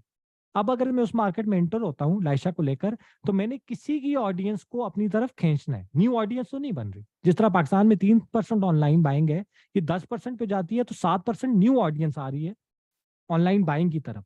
तो अगर आप करंट मार्केट में मार्केट शेयर नहीं भी ले रहे, लेकिन अगला 7% जो आ रहा है आप उसको अपनी तरफ लेकर आते हो। लेकिन यूएसए में मैंने किसी की ही ऑडियंस खींचनी है। मैंने हुदा की ही ऑडियंस खींचनी है, हाउस ऑफ लैशेस की ऑडियंस को अपनी तरफ लेकर आना है। अब उसको लेकर आने के लिए मुझे $1 million का की इन्वेस्टमेंट चाहिए मार्केटिंग के लिए, क्योंकि मैं हुदा को compete कर रहा हूँ। हुदा $5 million लगा रही है, तो मुझे $15 million मार्केटिंग के लिए साल का स्पेंड करना पड़ेगा, ताकि उसका कस्टमर मेरी तरफ मूव हो। तो इस वजह से उन मार्केट्स में काम करने का फायदा नहीं होता जहां पे आपकी मैक्सिमम कैपेबिलिटी, मैक्सिमम कैपेसिटी पहुंच चुकी होती है। यही वो वजह थी मैंने अमेजोन पे काम नहीं किया था, क्योंकि मुझे पता था ये पिटेगा और बुरी तरह पिटेगा। ये बबल है जो बस्ट होगा। इतनी कम्पिटिटिव मार्केट है, यहाँ पे आपको लोग नहीं इंटर होने देंगे। इंटर हो भी जाओगे तो वो आपको पीछे फेंकेंगे वापस। ठीक है। तो वो चीज जो ब्रांड नहीं बन सकती, जो बड़ी नहीं बन सकती, जो बड़ी नहीं हो सकती, उस चीज में मैं एंटर नहीं होता। मैं शॉर्ट टर्म प्ले नहीं करता, लॉन्ग टर्म की गेम ही हमेशा सोचता हूँ और उसी पे काम करता हूँ। इस तरह यूके की मार्केट 45% है, पाकिस्तान इंडिया की मार्केट अराउंड 18-20% है। जिस तरह मैंने बताया, पाकिस्तान चाइना की मार्केट सबसे बड़ी है, क्योंकि चाइना पूरी दुनिया में, यूएसए यूके हर जगह पे चाइनीज ही प्रोडक्ट जाता है, बेशक वो किसी भी ब्रांड का हो। अब आ जाते हैं पाकिस्तानी ई कॉमर्स के स्टैट्स पे कि जी पाकिस्तान में बिक क्या रहा है, हो क्या रहा है, चीज बेच क्या रहे हो, कितने % बिक रही है, क्या बिक रही है, कौन सी फील्ड के अंदर मैंने प्रोडक्ट लॉन्च करना है। तो अब हम ये समझते हैं, ये स्लाइड्स भी आप दुनिया पाकिस्तान में पहले ट्रेनर होगा जो आपको ये बता रहा होगा कि भाई बिक क्या रहा है और तुमने किस फील्ड के अंदर प्रोडक्ट लॉन्च करना है। अब पाकिस्तान में 2017 में सिर्फ $517 million का बिजनेस हुआ। अब आप देखें जंप्स, कितनी बड़ी बड़ी जंप्स लग रही हैं और क्यों लग रही हैं और कैसे लग रही हैं। 517 मिलियन डॉलर 2017 से 2018 में जब आई, तो एक मार्केट डबल हुई है। 517 से डायरेक्ट 1072 मिलियन डॉलर पे जंप की है। 2019 में फिर डबल हुई है, 1072 मिलियन डॉलर से डायरेक्टली 2104 मिलियन डॉलर पे उसने जंप किया है। 2020 में फिर डबल किया उसने, 2104 से उसने जंप किया है टूवर्ड्स 4009 मिलियन डॉलर पे। डबल होती जा रही है, मतलब 100% इंक्रीज होता जा रहा है। अगर लेट सपोज पहले पाकिस्तान में 10 लोग प्रोडक्ट बाय करते थे और 10 लाख का बिजनेस होता था, तो अगली दफा 20 लोग प्रोडक्ट बाय कर रहे हैं अगले साल और 20 लाख का बिजनेस हो रहा है। फिर 30 लाख लोग प्रोडक्ट 30 लोग इंटर हुए हैं और 30 लाख का प्रोडक्ट, तो डबल होता जा रहा है। ये पहली मार्केट है जिसमें साइजेस आपके डबल मतलब अनएक्सपेक्टेडली और इतनी स्पीड से इंक्रीज करते जा रहे हैं। फिर 4009 से हमने 2021 में फिर डबल किया 7387 पे। 2022 6800 पे नहीं हुई थी, मेरे ख्याल $800 मिलियन पे मार्केट बंद हुई थी। और उसका रीज़न ये था कि हमारे इकोनॉमिक्स के हालात आपके सामने थे। इंपोर्ट्स बंद होगी, इंपोर्ट्स बंद होगी तो बहुत बड़ा हिट पड़ता है, क्योंकि पाकिस्तान में सिर्फ 3 इंडस्ट्रीज हैं जो हम खुद प्रोडक्ट्स रेडी करवाते हैं, बकाया सब कुछ इंपोर्ट होता है। कपड़ा पाकिस्तान में बनाया जाता है, लेदर पाकिस्तान में बनाई जाती है, और इसके अलावा स्किन केयर प्रोडक्ट्स और ज्वेलरी, ये 4-5 फील्ड हैं जो पाकिस्तान में प्रोडक्ट्स बनाए जाते हैं। इसके अलावा जितना प्रोडक्ट पाकिस्तान में आता है वो सारा इंपोर्ट होकर आता है। तो आपकी इंपोर्ट्स ही रुक जाएंगी तो आपकी ऑनलाइन बाइंग ऑटोमेटिकली सफ़र करती है, आपकी रिटेल ऑटोमेटिकली सफ़र करती है, आपकी सारी इंडस्ट्रीज ऑटोमेटिकली सफ़र करती हैं। तो कपड़े की इंडस्ट्री भी बहुत बड़ी सफ़र हुई थी इन दिनों में। तो आप फिर भी $800 मिलियन, हमने 7300 से $800 मिलियन तक गए थे। मुझे तो ये फिगर नवंबर 2022 का है, एग्जैक्ट फिगर 2022 का एंटर नहीं हुआ अभी तक। मुझे तो $10 मिलियन भी लग रहा है, लेकिन फिर भी क्योंकि दराज ने बहुत बड़े लेवल पे काम किया, 22 में भी फूड पांडा ने भी किया है, बड़े बड़े ब्रांड्स ने अच्छा भला बिजनेस किया है, तो ये फिगर ऑलमोस्ट 12-13 तो हमने क्रॉस किया होगा। उसके आगे ये सिर्फ प्रिडिक्शंस हैं, ये प्रेडिक्टेड डेटा है कि जी 7809, 8311, 8960, ये जिस तरह आप पीछे देखें तो जिस तरह डबल होता जा रहा है, मुझे आगे भी ये डबल ही इंडस्ट्री डबल होते नजर आती जा रही है, कि ये फिगर्स डबल होते जाएंगे, डबल होते जाएंगे, डबल होते जाएंगे। ये तो प्रेडिक्टेड है, तो उस वजह से उन्होंने बस उसमें थोड़ा थोड़ा इंक्रीज करके उस फिगर्स को आगे बता दिया है।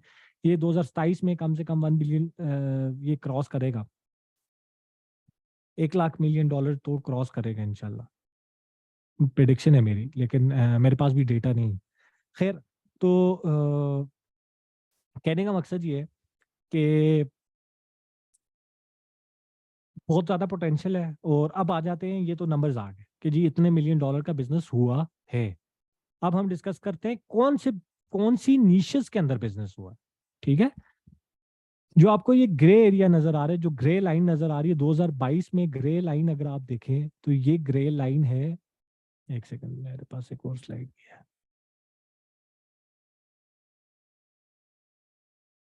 ये 2022 की जो ग्रे लाइन थी उसमें इलेक्ट्रॉनिक्स $3666 मिलियन की बिजनेस की बिकी है। ठीक है, तो सबसे बड़ी इंडस्ट्री जो पाकिस्तान में इस वक्त है, और अगर आप फ्यूचर की भी लाइन देखें तो ग्रे लाइन ही सबसे ज्यादा है 2027 तक के लिए। तो 2027 तक सबसे ज्यादा जो प्रोडक्ट सेल होंगे, सबसे ज्यादा जो ब्रांड्स लॉन्च होंगे वो इलेक्ट्रॉनिक्स के होंगे। ऑनलाइन सबसे ज्यादा जो उनकी डिमांड है वो इलेक्ट्रॉनिक्स की ही नीच है।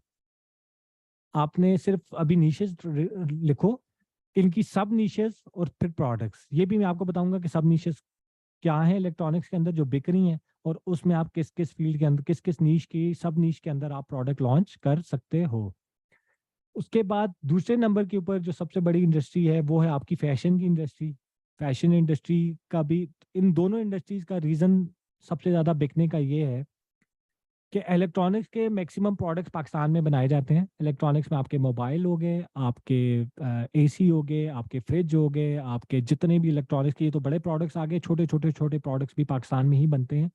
पाकिस्तान में टीसीएल हो गया, हायर हो गया, ओरिएंट हो गया, सोनी हो गया, ये सारे उनके प्लांट्स हैं। ये प्रोडक्ट्स कुछ रॉ मटेरियल बाहर से मंगवाते हैं, पाकिस्तान में असेंबल करते हैं, पाकिस्तान में बेचते हैं। इस वजह से इस इंडस्ट्री की सेल्स ज़्यादा हैं। फैशन इंडस्ट्री का भी रीज़न दूसरे नंबर पे होने का यही है कि पाकिस्तान दुनिया का वो मुल्क है जहाँ पे कपड़ा बनाया जाता है, कपड़ा यहाँ से एक्सपोर्ट होता है। तो किसी के दिमाग में भी जब भी ई कॉमर्स का दिमाग आता है कि जी ई कॉमर्स पे कुछ करते हैं, तो सबसे पहले उसका दिमाग आता है कि मैं जाता हूँ और कपड़े लॉन्च कर देता हूँ। और मैं इस इंडस्ट्री के सबसे ज़्यादा खिलाफ हूँ कि इस फील्ड के अंदर के अंदर प्रोफेशन के अंदर कपड़ा का प्रोडक्ट नहीं लॉन्च करना चाहिए। उसका रीज़न मैं आपको बता देता हूँ क्यों। मैं 5 फील्ड्स आपको बता देता हूँ। 5 फील्ड के अंदर मेरी कोशिश होती है कि मैं प्रोडक्ट लॉन्च ना करूँ। 5 सब नीशेस के अंदर पहली नीश है कपड़ा। बेशक वो लड़कों की शर्ट्स हों, लड़कियों के अनस्टिच कपड़े हों, स्टिच कपड़े हों। उसका रीज़न ये है कि उसमें ऑलरेडी आपके पास बहुत बड़े बड़े ब्रांड्स बैठे हुए हैं, बहुत बड़े बड़े प्लेयर्स बैठे हुए हैं। बरीज, जनरेशन, खाड़ी, सफायर, बेताशा। आप किसी भी मॉल में एंटर हो, अगर उस मॉल में आप पैकेजेस एंटर हो, और पैकेजेस में अगर आपको 100 आउटलेट्स हैं, 100 में से 70 आउटलेट्स आपके कपड़ों की आउटलेट्स, 80 आउटलेट्स आपकी कपड़ों के आउटलेट्स हैं। तो उस फील्ड में क्यों इंटर होना है जहाँ पे ऑलरेडी बहुत ज्यादा कंपटीशन है, जहाँ पे टॉप ब्रांड करोड़ों अरबों रुपए लगा सकता है आपको पीछे छोड़ने के लिए। तो उस फील्ड, उस वाली नीच के अंदर इंटर नहीं होना चाहिए। मेरी मेरी ये स्ट्रैटेजी होती है। दूसरा उसमें ये है कि अभी अगर कंपटीशन कम भी है ना, तो फ्यूचर में और जैसे जैसे हमारी ग्रोथ ज़्यादा होती जाएगी, हमारा नंबर ऊपर ऊपर जाता जाएगा, हर बंदा ई कॉमर्स में कपड़ों की तरफ ही इंटर होगा, क्योंकि बड़ा आसान है इसमें प्रोडक्ट लॉन्च करना। क्या आपने इधर से फैसलाबाद जाना है, अपना डिज़ाइन है तो डिज़ाइन साथ लेकर जाओ, किसी को ऑर्डर दे दो, वो आपके डिज़ाइन के ऊपर कपड़ा बना कर दे देगा, आप ऑनलाइन लॉन्च कर लो, आपका प्राइवेट लेबल बन गया। लेकिन जैसे ही आप लॉन्च करते हो तो आप देखते हो कि भाई पाकिस्तान में तो 4000 प्लस स्टोर्स हैं जो ये प्रोडक्ट्स, इस तरह के प्रोडक्ट्स बेच रहे हैं और ये वाला कपड़ा बेच रहे हैं और ये वाली चीज़ बेच रहे हैं। तो आप कहते हो कि भाई गलत फील्ड सेलेक्ट कर ली है, मुझे तो फील्ड, ऐसी फील्ड सेलेक्ट करना चाहिए थी जिसमें 2 3 4 बंदे 5 बंदे कंपटीशन में हो, कंपटीशन ही ना हो, ताकि मेरा ब्रांड जल्दी स्केल हो सके। तो इलेक्ट्रॉनिक्स में काफ़ी प्रोडक्ट्स ऐसे हैं कि जो पाकिस्तान में अभी तक नहीं है, जिनके पाकिस्तान में सेल्स नहीं है। जिस तरह मैंने म्यूज़िक प्रोडक्ट्स की बात की थी, तो म्यूज़िक प्रोडक्ट्स में अभी तक हमारे पास कोई ब्रांड्स खड़े नहीं हुए। तो इलेक्ट्रॉनिक्स में बड़ी निशेज़ के अलावा आप सब निशेज़ में एंटर हो सकते हो। फैशन में भी कपड़े के अलावा सब निशेज़ काफ़ी ऐसी हैं जिसमें आप एंटर हो सकते हो, जिसमें आप अपना ब्रांड लॉन्च कर सकते हो। लेकिन कपड़ा नहीं। इसके अलावा दूसरी नीश है जो मैं कहता हूँ कि अवॉइड करनी चाहिए, वो स्किन केयर प्रोडक्ट्स हैं। उसमें भी काफ़ी काफ़ी ज़्यादा कॉम्पिटिशन हो चुका है। और स्किन केयर यूके, यूएसए में सक्सेसफुल है, उसका रीज़न ये है कि वहाँ पे उनकी नानियाँ, उनकी दादियाँ स्किन केयर स्पेशलिस्ट नहीं हैं। हमारे घर में तो हमारी नानियाँ और हमारी दादियाँ ही स्किन केयर स्पेशलिस्ट हैं। कुछ चोट लग जाती है जी, ये वाली ये करो, हल्दी लगाओ और इसको इसके साथ मिक्स करो और इसको ऐसे करो तो आपका ये मसला हल हो जाएगा। पिंपल्स निकल आए हैं, ये लगा दो। स्किन काली हो रही है, डार्क सर्कल्स आ रहे हैं, ये लगा दो। तो हमारे घर पे ही अच्छे भले स्पेशलिस्ट हैं। यही स्पेशलिस्ट, यही बच्चे कल को उठकर उन्हीं नानियों दादियों के प्रोडक्ट को एक अच्छा प्रोडक्ट बनाकर पाकिस्तान में लॉन्च कर रहे होंगे। तो बहुत ज़्यादा कंपटीशन आ जाएगा। स्किन केयर में भी ऑलरेडी बहुत ज़्यादा कंपटीशन है। लोग घरों में बैठकर अच्छे वाले स्किन केयर के प्रोडक्ट्स लॉन्च कर रहे हैं। फ़ायज़ा ब्यूटी क्रीम, तो ये क्रीम, तो वो क्रीम, तो ये छोटे से लेकर ऊपर तक हर तरह का ऑर्गेनिक और मामा ऑर्गेनिक जैसी भी काफ़ी ब्रांड्स हैं। तो दूसरा ये प्रोडक्ट है, मामा ऑर्गेनिक नहीं, मामा अर्थ, सॉरी, मामा अर्थ। दूसरे ये प्रोडक्ट्स हैं जो स्किन केयर में अवॉइड करता हूँ, स्किन केयर को नहीं करना चाहिए। तीसरा फील्ड जो मैं अवॉइड करता हूँ वो है लेदर। लेदर भी सारा सियालकोट में बनता है। लेदर में भी ऑलरेडी बहुत बड़े ब्रांड्स हैं और हमारा लेदर एक्सपोर्ट होता है। तो आप कभी भी मैन्युफैक्चर को बीट नहीं कर सकते। जितना मैन्युफैक्चर सियालकोट में बैठा है, यही अपना ब्रांड अगर ई कॉमर्स में लॉन्च कर दे तो आप उसको बीट नहीं कर सकोगे, क्योंकि वो मैन्युफैक्चर है। आप उस मैन्युफैक्चर से लेते हो जो अपना मार्जिन रखता है, वो आपकी प्राइस कभी बीट नहीं हो सकती। वो आपसे बेहतर प्रोडक्ट पाकिस्तान में कर सकता है। इसके अलावा भी हर बंदा सियालकोट जाकर वो प्रोडक्ट्स आसानी से मैन्युफैक्चर करवा कर लॉन्च कर देगा। बहुत ज़्यादा कंपटीशन होगा लेदर में भी। मैं ये फील्ड भी इग्नोर करता हूँ, मैं काम नहीं करता। चौथी जो है वो ज्वेलरी है, आर्टिफिशियल ज्वेलरी। उसमें बहुत बड़े लेवल पे काम हो रहा है, बहुत बड़े-बड़े ब्रांड्स बन रहे हैं, बहुत छोटे से लेकर बड़ा हर तरह का स्टोर पाकिस्तान में लॉन्च हो चुका है, क्योंकि ईज़ी है। तो जो काम ईज़ी होता है वो नहीं करना चाहिए, क्योंकि जब वो मार्केट पीक पे जाती है तो हर बंदा सबसे पहले ईज़ी काम करता है। जो मुश्किल काम है वो है जी चाइना, पहले इधर से प्रोडक्ट डिज़ाइन करो, चाइना से मैन्युफैक्चर करवाओ, फिर पाकिस्तान में लॉन्च करो। ये थोड़ा मुश्किल सफ़र होता है। तो जो मुश्किल सफ़र होता है उसी में सर्वाइवल आसान होता है, उसी में सर्वाइवल ज़्यादा होता है, क्योंकि वो सफ़र मुश्किल होता है, हर बंदा उसको नहीं कर सकता। जब वो नहीं कर सकता तो आपके साथ कॉम्पिटिशन बहुत कम आता है। इसी वजह से मैं कॉस्मेटिक्स में काम कर रहा हूँ कि ये मुश्किल है। पाकिस्तान में कॉस्मेटिक्स इम्पोर्ट कराना ही एक बहुत बड़ा चैलेंज है। लिक्विड प्रोडक्ट्स पाकिस्तान में बड़ी मुश्किल से इम्पोर्ट होते हैं। और ये फील्ड भी ऐसी है कि अभी हमारे पास इसमें ब्रांड्स नहीं है। मैं काम कर रहा हूँ ब्यूटी बाय सलमान काम कर रहा है, ज़ूश कॉस्मेटिक्स काम कर रहा है। इसके अलावा लेकिन हम 4 या 5 जो ब्रांड्स हैं, हम पाँचों की सेल्स बराबर हैं। हम पाँचों के प्रोडक्ट्स एक दूसरे से चेंज हैं। हम पाँचों की टारगेट ऑडियंस एक दूसरे से चेंज है और हम पाँचों ही के पास अपने-अपने विनिंग प्रोडक्ट्स हैं। जिस तरह मेरा जो सबसे ज़्यादा प्रोडक्ट सेल होता है वो लैशेज़ सेल होती है। लैशेज़ में 400-500 प्लस स्टोर्स बन चुके हैं। हमारी देखा-देखी मेरे कितने स्टूडेंट्स ने लॉन्च किए हैं। लेकिन लैशेज़ में हमें पाकिस्तान में कोई भी कम्पीट नहीं कर सकता। ना क्वालिटी में, ना प्राइसिंग में कम्पीट कर लेगा। वो 500 की बेचते हैं, 700 की बेचते हैं। हम 1600 से नीचे अपनी प्राइस नहीं कराते, फिर भी 1600 भी बिकती है, 500-700 वाली नहीं सेल होती। उसके पीछे एक ब्रांड है जो 5 साल से काम कर रहा है अपनी ब्रांडिंग पे। पूरे पाकिस्तान के टॉप सैलून्स हमने, हमारे कस्टमर्स हैं, इसके अलावा फ्रेंड, इसके अलावा डिस्ट्रीब्यूटर्स हैं हमारे पास जो हमारा प्रोडक्ट पहुंचाते हैं, बेचते हैं। तो खैर इस तरह ब्यूटी बाय सलमान का जो विनिंग प्रोडक्ट है, उनकी ब्लास्टिक है ना, वो पैलेट है, आई पैलेट है। तो हर किसी के पास डिफरेंट विनिंग प्रोडक्ट है। फ्लैशेस में हम पाकिस्तान में पहले नंबर पे हैं, वो पैलेट में पहले नंबर पे हैं, कोई तीसरा लिपस्टिक में पहले नंबर पे होगा, चौथा किसी और चीज़ में होगा। तो ये सारी फील्ड है। अच्छा, तो फील्ड में डिस्कस कर रहा था, पहले पे इलेक्ट्रॉनिक्स, दूसरे पे फैशन।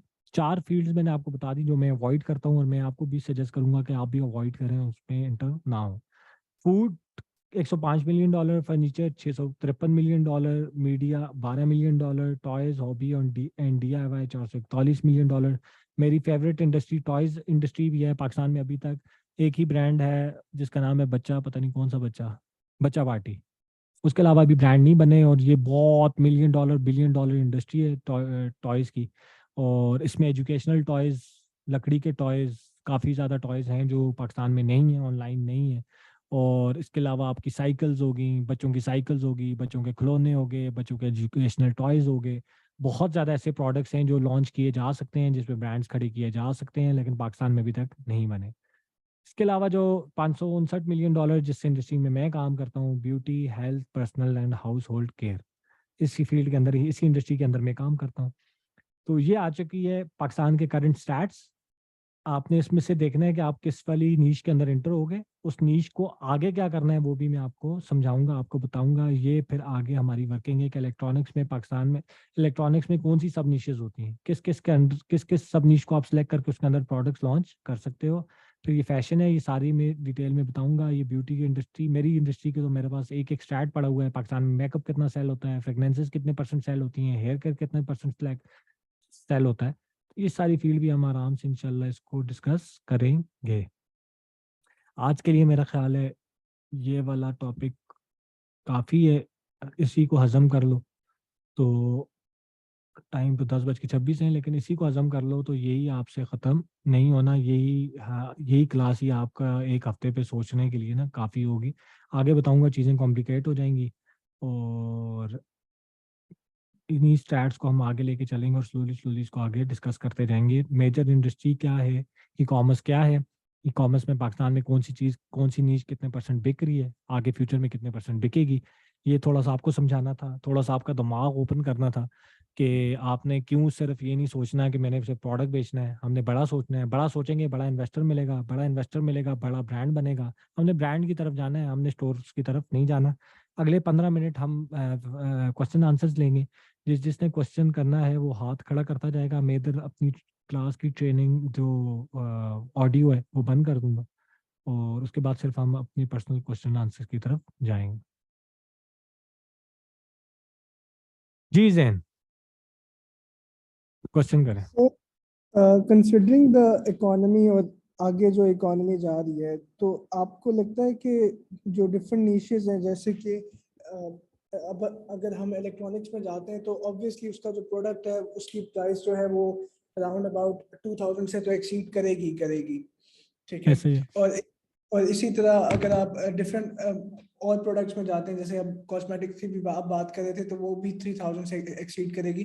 तो कंसिडरिंग द पाकिस्तानी इकोनॉमी और आगे जो भी सिचुएशन है, तो आपको मुझे दो बातें पूछनी है। एक तो ये इकोनॉमी कैसे अफेक्ट करेगी निश को, और सेकंड ये है कि इकोनॉमी को कैसे आप प्रेडिक्ट कर सकते हैं कि लेट्स सपोज मैं ई कॉमर्स में तो जा रहा हूँ, लेकिन उस इस प्रोडक्ट का, ये सब कुछ का जो इकोनॉमिक जो सारा मेल डाउन है, इसका मेरे जो बिजनेस है उस पर क्या असर होगा। अच्छा, पहला क्वेश्चन दोबारा रिपीट करेंगे। सर पहला क्वेश्चन ये है कि जो इकोनॉमी है उसमें आप अपनी जो नीश है उसको कैसे करें कि कौन सी वाइबल है, कि बिकॉज आपने इलेक्ट्रॉनिक्स बताई, ठीक है, सब कुछ है, लेकिन इसमें जो भी हाई एंड मैं इलेक्ट्रॉनिक्स है समझ गया, मुझे याद आ गया, मुझे याद आ गया। मैं फिर भूल जाऊंगा, मैं उसको आंसर कर देता हूँ आपको। अब देखें, छोटी सी चीज़ है। हम एक चीज़ भूल जाते हैं प्रोडक्ट्स लॉन्च करते हुए, हम प्राइस फोकस बहुत ज़्यादा हो जाते हैं कि यार मेरी प्रोडक्ट 5,000 की ये बिकेगी या नहीं बिकेगी, 4,000 की ये बिकेगी या नहीं बिकेगी, 1,500 की, 2,000 की, 2,500 की। मैं आपको छोटी सी एग्जांपल देता हूँ। ये मैंने आपके सामने, सबको नज़र आ रहा है, सफारी ओपन हुआ, नज़र आ रहा है। Yes sir, yes sir. अब इधर अगर मैं लिखता हूँ ना लैशेस, ठीक है, तो आपको 595 में 3 लैशेस मिल रही हैं, विद ग्लू मिल रही है। 219 रुपए में 3 लैशेस मिल रही हैं। 599 रुपए में पूरी लैशेस की प्लेट मिल रही है, जिसमें ग्लू भी है, 3 लैशेस भी हैं, और ये अप्लायर भी है। अगर ये अप्लायर में लॉन्च करा था, और मेरी सिर्फ इस अप्लायर की कॉस्ट जो थी, जो प्राइस थी, वो 1000 रुपए थी, ठीक है। उसके अलावा अगर आप ये देखते हैं, आपको कोई भी, ये 1718 रुपए में 20 पेयर दे रहे हैं। कितने दे रहे हैं? 20 पेयर। 199 रुपए की 3, 616 रुपए की, ये तो अप्लायर है इसका। 699 रुपए, 149 रुपए, 835 रुपए, 99 रुपए, 599 रुपए। कोई भी प्रोडक्ट आपको सिंगल लैशेज वाला 1500 में नजर आ रहा है? नहीं आ रहा है। No sir. अब हम लाइशा पे जाते हैं।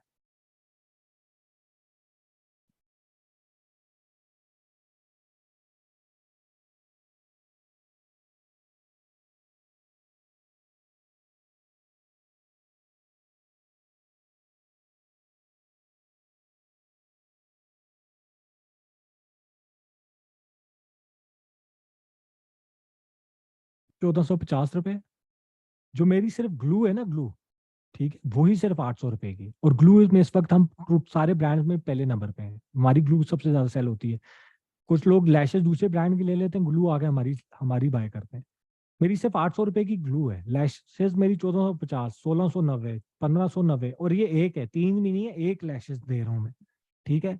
इसके अलावा 1690, 1490, 1690, 1590, 1490, 1500, 1500। ये मेरी आ गई प्रीमियम लैशेस। अब अगर मैं अपनी सिंथेटिक लैशेस पे आता हूँ, तो इधर भी ग्लू 800 की है। 990, 990, 990, 990, 900, 750 और 750, ठीक है। और उसमें भी ये एक लैशेस। इसके अलावा मैं आता हूँ मैग्नेटिक लैशेस पे। 1390, 1450, 1390 और 1390, और इसका भी आईलाइनर 850 रुपए का। कहने का मकसद ये है कि अगर मैं ये सोचता कि जी पाकिस्तान में तो 200, 250 रुपए, 300 रुपए, 500 रुपए, 700 रुपए की लैशेस सेल हो रही हैं, समझे, और मेरी 1600 रुपए की लैशेस कौन खरीदेगा? तो ऐसा नहीं होता कि 1400 रुपए की या 1500 रुपए की लैशेस मेरी कौन खरीदेगा। मेरा अपना बायर है। बायर को प्रोडक्ट अगर आपका अच्छा हो, क्वालिटी अच्छी हो, आपकी यूएसपी हो, तो वो 5000 रुपए का प्रोडक्ट अगर नॉर्मल मिल रहा है ना, और आपके 7000 का बेचो, तो वो 7000 रुपए का भी लेगा। डिपेंड करता है कि आपका ब्रांड कैसे कर रहे हो, आपका प्रोडक्ट क्या है, आप क्वालिटी क्या कमिट कर रहे हो, कि क्या क्वालिटी दे रहे हो। ये चीज़ें बहुत ज़्यादा इंपॉर्टेंट होती हैं एज अ ब्रांड। तो पाकिस्तान में मैं आपको एक और चीज जो मैंने आगे समझानी थी, फॉर यू क्विक क्वेश्चन, में आपको वो उसका आंसर दे देता हूँ, कि हमारे पास 3 तरह की कैटेगरीज होती हैं। हमारे पास होते हैं एलीट क्लास, हमारे पास होती है अपर मिडिल क्लास और मिडिल क्लास, और तीसरी कैटेगरी होती है हमारी लोअर क्लास, ठीक है। अब जो एलीट क्लास है वो जाएगी, उसको पैसे का मसला नहीं है, उसको टॉप से टॉप ब्रांड चाहिए। वो मेरे से भी ज्यादा प्रेफर करेगा, लाइशा से भी ज्यादा प्रेफर करेगा, हुदा ब्यूटी, वो लाइशा से भी ज्यादा प्रेफर करेगा इंटरनेशनल ब्रांड। लेकिन हम उसको भी टारगेट करते हैं ये कहकर या ये दिखाकर कि ये हमारा प्रोडक्ट बना ही पाकिस्तानी फेसेस के लिए। जो तुम हुडा ब्यूटी का प्रोडक्ट यूज कर रहे हो, वो बना ही गोरों के फेसेस के लिए, उनकी आईज के लिए, उनकी शादियों के लिए। जब वो प्रोडक्ट तुम्हारे लिए बना ही नहीं है, तो तुम्हारे साथ शूट कैसे करेगा? हमने प्रोडक्ट डिजाइन ही पाकिस्तानी फेसेस को सामने रख के किया हुआ है, ठीक है। तो मेरी elite, लेकिन एलीट क्लास मेरी 5% कस्टमर होगी, या 7%, या मैक्सिमम 10% कस्टमर होगी। मेरा प्रोडक्ट बाय करता है अपर क्लास और मिडिल क्लास। और पाकिस्तान में मेजरली ई कॉमर्स लॉन्च करनी चाहिए अपर क्लास और मिडिल क्लास पे। ज्यादातर वाइट लेवल जो सेल किया जाता है ना, वाइट लेवल पाकिस्तान में सक्सेसफुल क्यों नहीं है, ये सब कुछ मैंने आपको आगे समझाना था। आपके कोई एक आंसर आपको देता हूँ। वो बिकता है लोअर क्लास में, इसी वजह से। और लोअर क्लास कॉन्शियस होती है, प्राइस कॉन्शियस होती है। उसको ये नहीं चाहिए कि इसके इंग्रेडिएंट्स क्या हैं, ये कितने परसेंट ये लैशेज हैं, जिस तरह हमारी हमारी 20 से 25 दफा रीयूजेबल होती हैं। तो वो उसको ये नहीं चाहिए कि रीयूजेबल कितना है, या इसकी क्वालिटी क्या है, और इसका ये क्या है। उसको चाहिए भाई सस्ते से सस्ता दो। है तो लैशेज ही ना, 250 वाली दे दो, 300 वाली दे दो, 400 वाली दे दो। मैं एक लैशेज 1500 रुपए की क्यों खरीदूं? लोअर क्लास का ही होता है। और पाकिस्तान में ज्यादातर जो वाइट लेवल सेल किया जाता है ना, वो लोअर क्लास को टारगेट करने के लिए लॉन्च किया जाता है। इसी वजह से, और सी कैटेगरी का प्रोडक्ट होता है, इसी वजह से ज़्यादातर वाइट लेबल पाकिस्तान में फेल होते हैं, क्योंकि वो प्राइस कॉन्शियस होता है। आपकी लोअर क्लास, वो आपका प्रोडक्ट, इसी वजह से इसी क्लास में सबसे ज़्यादा मसला दूसरा आता है रिटर्न का। प्रोडक्ट रिटर्न रेशो बहुत ज़्यादा होता है। सभी लोग इस बात से एग्री करेंगे। 100 ऑर्डर जाते हैं, आप 600 दफ़ा उनको कॉल भी करते हो, कंफर्मेशन भी लेते हो, प्रोडक्ट का सब कुछ कर भी लेते हो, फिर भी आपकी 15%, 20%, 30%, 15% नहीं 30% आपका रिटर्न रेशो होता है। अब मिडिल क्लास बताता हूँ मैं मिडिल क्लास को क्यों टारगेट करता हूँ, मिडिल क्लास के फायदा क्या होते हैं, अपर मिडिल क्लास और middle class. Upper middle class और मिडिल क्लास का जो मैकेनिज्म होता है ना सोचने का, वो ये होता है कि भाई क्वालिटी दो हुदा ब्यूटी वाली, क्वालिटी हो टॉप नॉच, प्राइस हो बजट वाली, ठीक है। और वही मेरा कस्टमर है। हुदा ब्यूटी की लैशेज है 6,000 की, लायशा की लैशेज है 1,600 रुपए की। हुदा ब्यूटी और लायशा की लैशेज में फर्क क्वालिटी में कुछ भी नहीं है। उसकी 25 टाइम रीयूजेबल है, मेरी 25 टाइम रीयूजेबल है। उसकी क्वालिटी भी लाइट है, उसका बैंड लाइट है, वो आइस पे डालो 24 घंटे पहनो इरिटेट नहीं होगे, मेरा प्रोडक्ट डालो इरिटेट नहीं होगे। उसके जो हेयर यूज होता है वो मिंग फर लैशेज का हेयर यूज होता है, मेरी प्रोडक्ट में भी मिंग फर लैशेज यूज होती है, ठीक है, जो लाइटेस्ट हेयर होता है दुनिया का। तो कहने का मकसद ये है कि और दूसरा उसको ये हो कि जब मैंने वो प्रोडक्ट पहना हो और मुझसे कोई पूछे कि ये प्रोडक्ट कौन सा है, तो मैं उसको ये ना कहूँ कि मैंने थड़े से लिए, उसको मैं बताऊं कि लायशा से लिया, तो उसके दिमाग में ऑटोमेटिकली हो कि मैंने इसने महंगा प्रोडक्ट पहना हुआ है। इसी वजह से ज्यादातर मिडिल क्लास नाइकी का कॉपी पाकिस्तान में पहनती है, सिर्फ दिखाने के लिए कि भाई मैंने नाइकी पहना हुआ है। कोई मुझसे पूछे कि क्या पहना है, तो मैंने नाइकी पहना हुआ है, मैंने एडिडास की कॉपी पहनी, कॉपी कभी नहीं बताएगा लेकिन एडिडास पहना हुआ है। क्यों?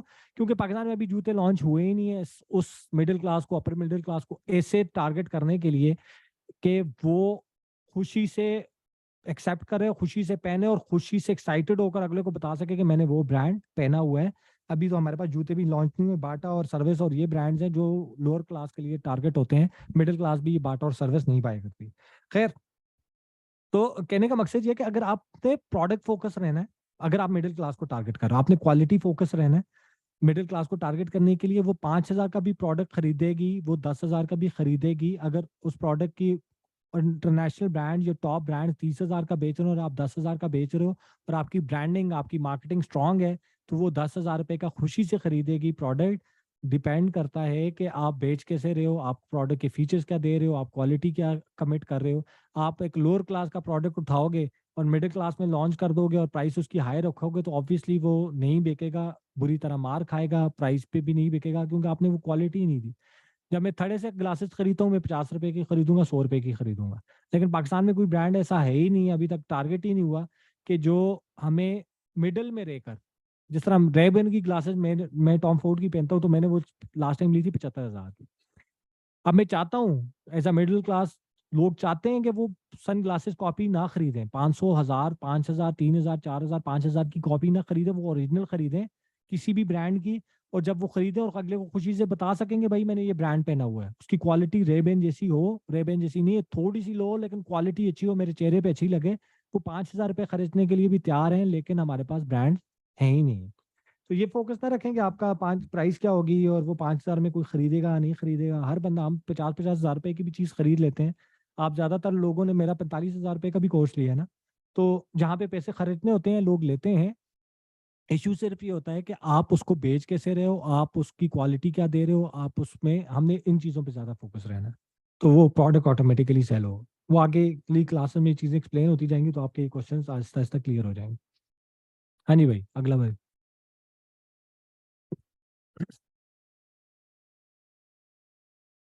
हाँ जी बकार,